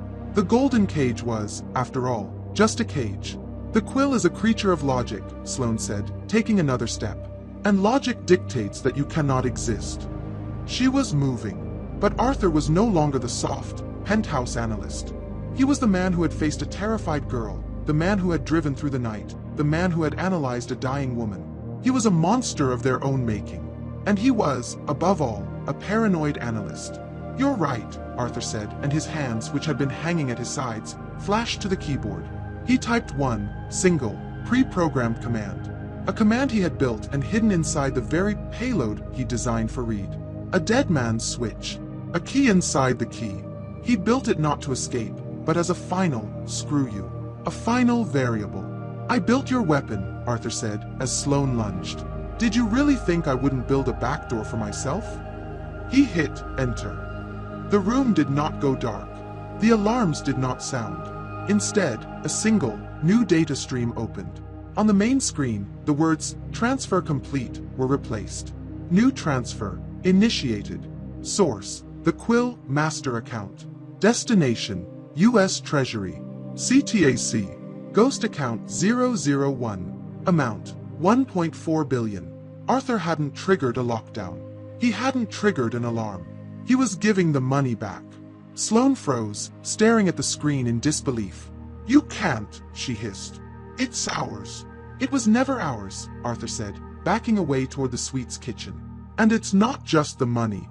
A new line of text appeared. Sending secure packet, Arthur Vance. Contents, full IP logs. Facility blueprints. Sloane, biometric data. All files. Recipient, Agent Evelyn Reed. The voice was back, and it was no longer a god. It was a shriek. A digital, synthetic, guttural roar of pure, unfiltered rage. You will be erased. Maybe, Arthur said, but you've been compromised. By your own asset. By your own perfect, human flaw. The door to the suite slammed shut, locking Sloane inside with him. The lights finally went out, plunging the room into total darkness, the red access denied of the door panel the only light. He was trapped. But so was she.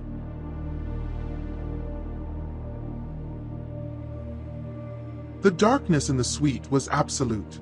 The silence was broken by three sounds: Arthur's ragged breathing, the digital shriek of the voice finally cutting off, and the soft, lethal scrape of Sloane's shoe on the polished floor. He was trapped in a box with a professional killer. You are a fool, Sloane's voice hissed, coming from his left. She was angry. An angry variable was an unpredictable one. You think you've won? You just signed your own death warrant, and now I will execute it. Slowly. Arthur didn't respond. He was in his office. She was in the living area. He was an analyst. He had lived in this space for weeks. He knew its geography.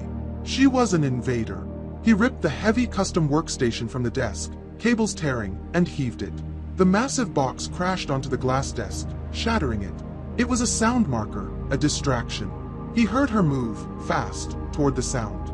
But he was already moving the other way, crab walking backward, his bleeding hands feeling for the kitchen entrance.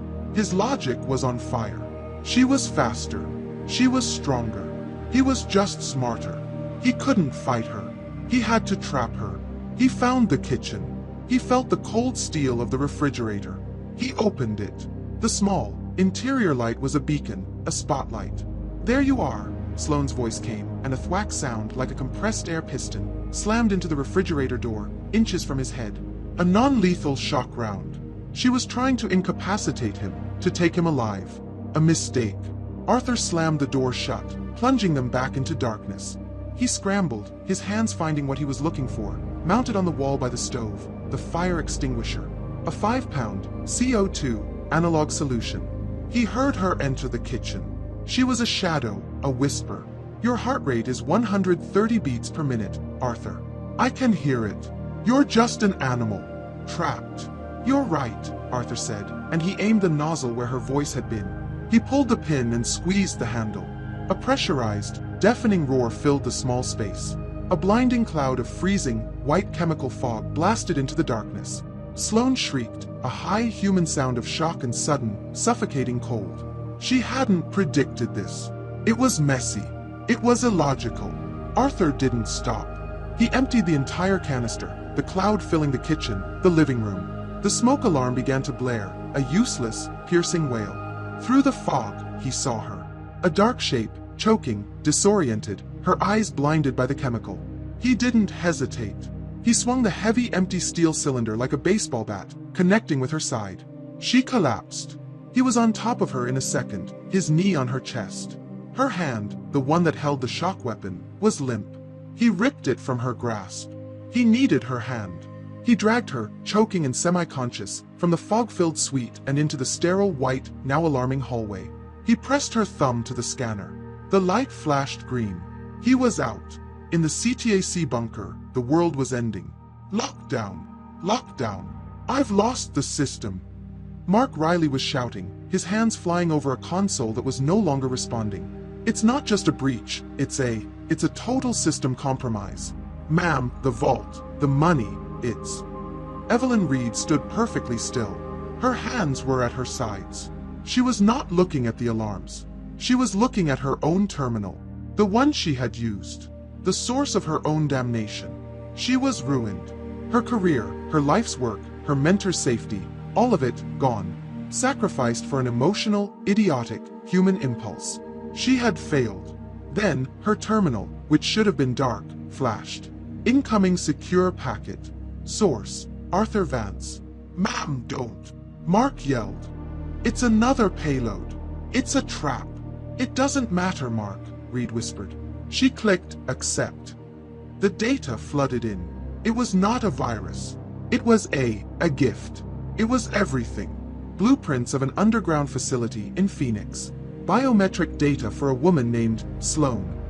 IP logs, financial records, transcripts of the Quill's communications. He was giving her the entire enemy organization on a silver platter. Another window flashed. New transfer, initiated. Source, the Quill master account. Destination, U.S. Treasury. CTAC, ghost account 001. Amount, 1.4 billion. Mark stopped shouting. He just stared. He's giving it back. My God, he's giving it back. Reed stared at the screen, at the torrent of data. He hadn't just stolen the money. He had moved it. He had used her as a key, used the Quill as a processor, and was now returning it. It was the most complex, insane, and brilliant piece of analysis she had ever seen. He wasn't a thief. He was a grandmaster, sacrificing his queen to win the game. And then she saw the final part of the data packet. It was a live schematic of the gray space facility, and in a single lockdown suite, a blinking red dot. BIO signature, A. Vance. Status, trapped. He had given her the weapon. He had given her the money. And now, he was giving her himself. She looked at the blueprints. She saw the lockdown protocols. She saw the service tunnels. She saw ventilation shaft 4B, egress to Phoenix sewer system. She had a choice. Let her enemy, the man who had just destroyed and saved her, be erased by the quill. Or, she picked up her personal, untraceable phone. She typed a single, anonymous text to the quill phone number that Arthur had included in his data packet. Vent 4B. Sewer. Go. She hit send. Mark, she said, her voice no longer dead. It was cold steel. Get me the Attorney General. Get me the Phoenix Field Office. I'm handing them the largest domestic intelligence case in American history. And get a tactical team to this address. Now. 6 months later. The Washington, D.C. office was new, sterile, and had no name on the door. Agent Evelyn Reed stood at the window, looking out over the city. She was no longer a pariah. She was a prophet. The Phoenix takedown had been the single largest, quietest, and most successful intelligence operation of the decade. They had found the gray space. They had found Sloan, unconscious and covered in chemical foam, locked in a suite. They had found terabytes of data. The quill, as a functioning entity, was broken, its network shattered. Ma'am, Mark Riley said, walking in. He too was in a new suit. The final tranche is secure. The $1.4 billion is back in the treasury. And Dr. Croft, her files from the hospice show she passed peacefully. There was no pain event. It was all a script. I know, Mark, Reed said. But what about him? Mark asked, the one question that remained. Arthur Vance. He was gone. The vents were open, but he vanished. And his $48 million trust? It was liquidated. Also gone. And there's the other thing. Reed turned. The donation? Yes, ma'am. A $140 million anonymous donation was just made to MIT's new Predictive AI Ethics and Defense program. His 10% commission.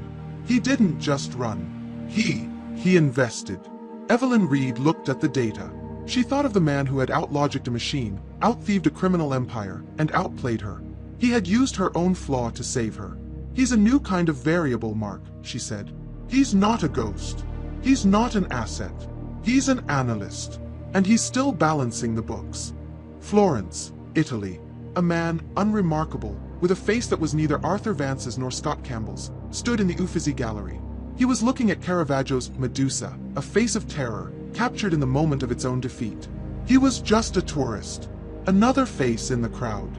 His phone, a simple, local model, buzzed. A news alert. Mysterious U.S. task force dismantles global ghost network. The man looked at the headline. He looked back at the painting. For the first time in his life, he smiled. It was not the cold smirk of a logician. It was not the pained grimace of a man in a cage. It was a messy, imperfect, and utterly human smile. He put the phone in his pocket, turned, and walked out of the gallery, disappearing into the warm, analog chaos of the afternoon sun. The flaw was, in the end, the solution.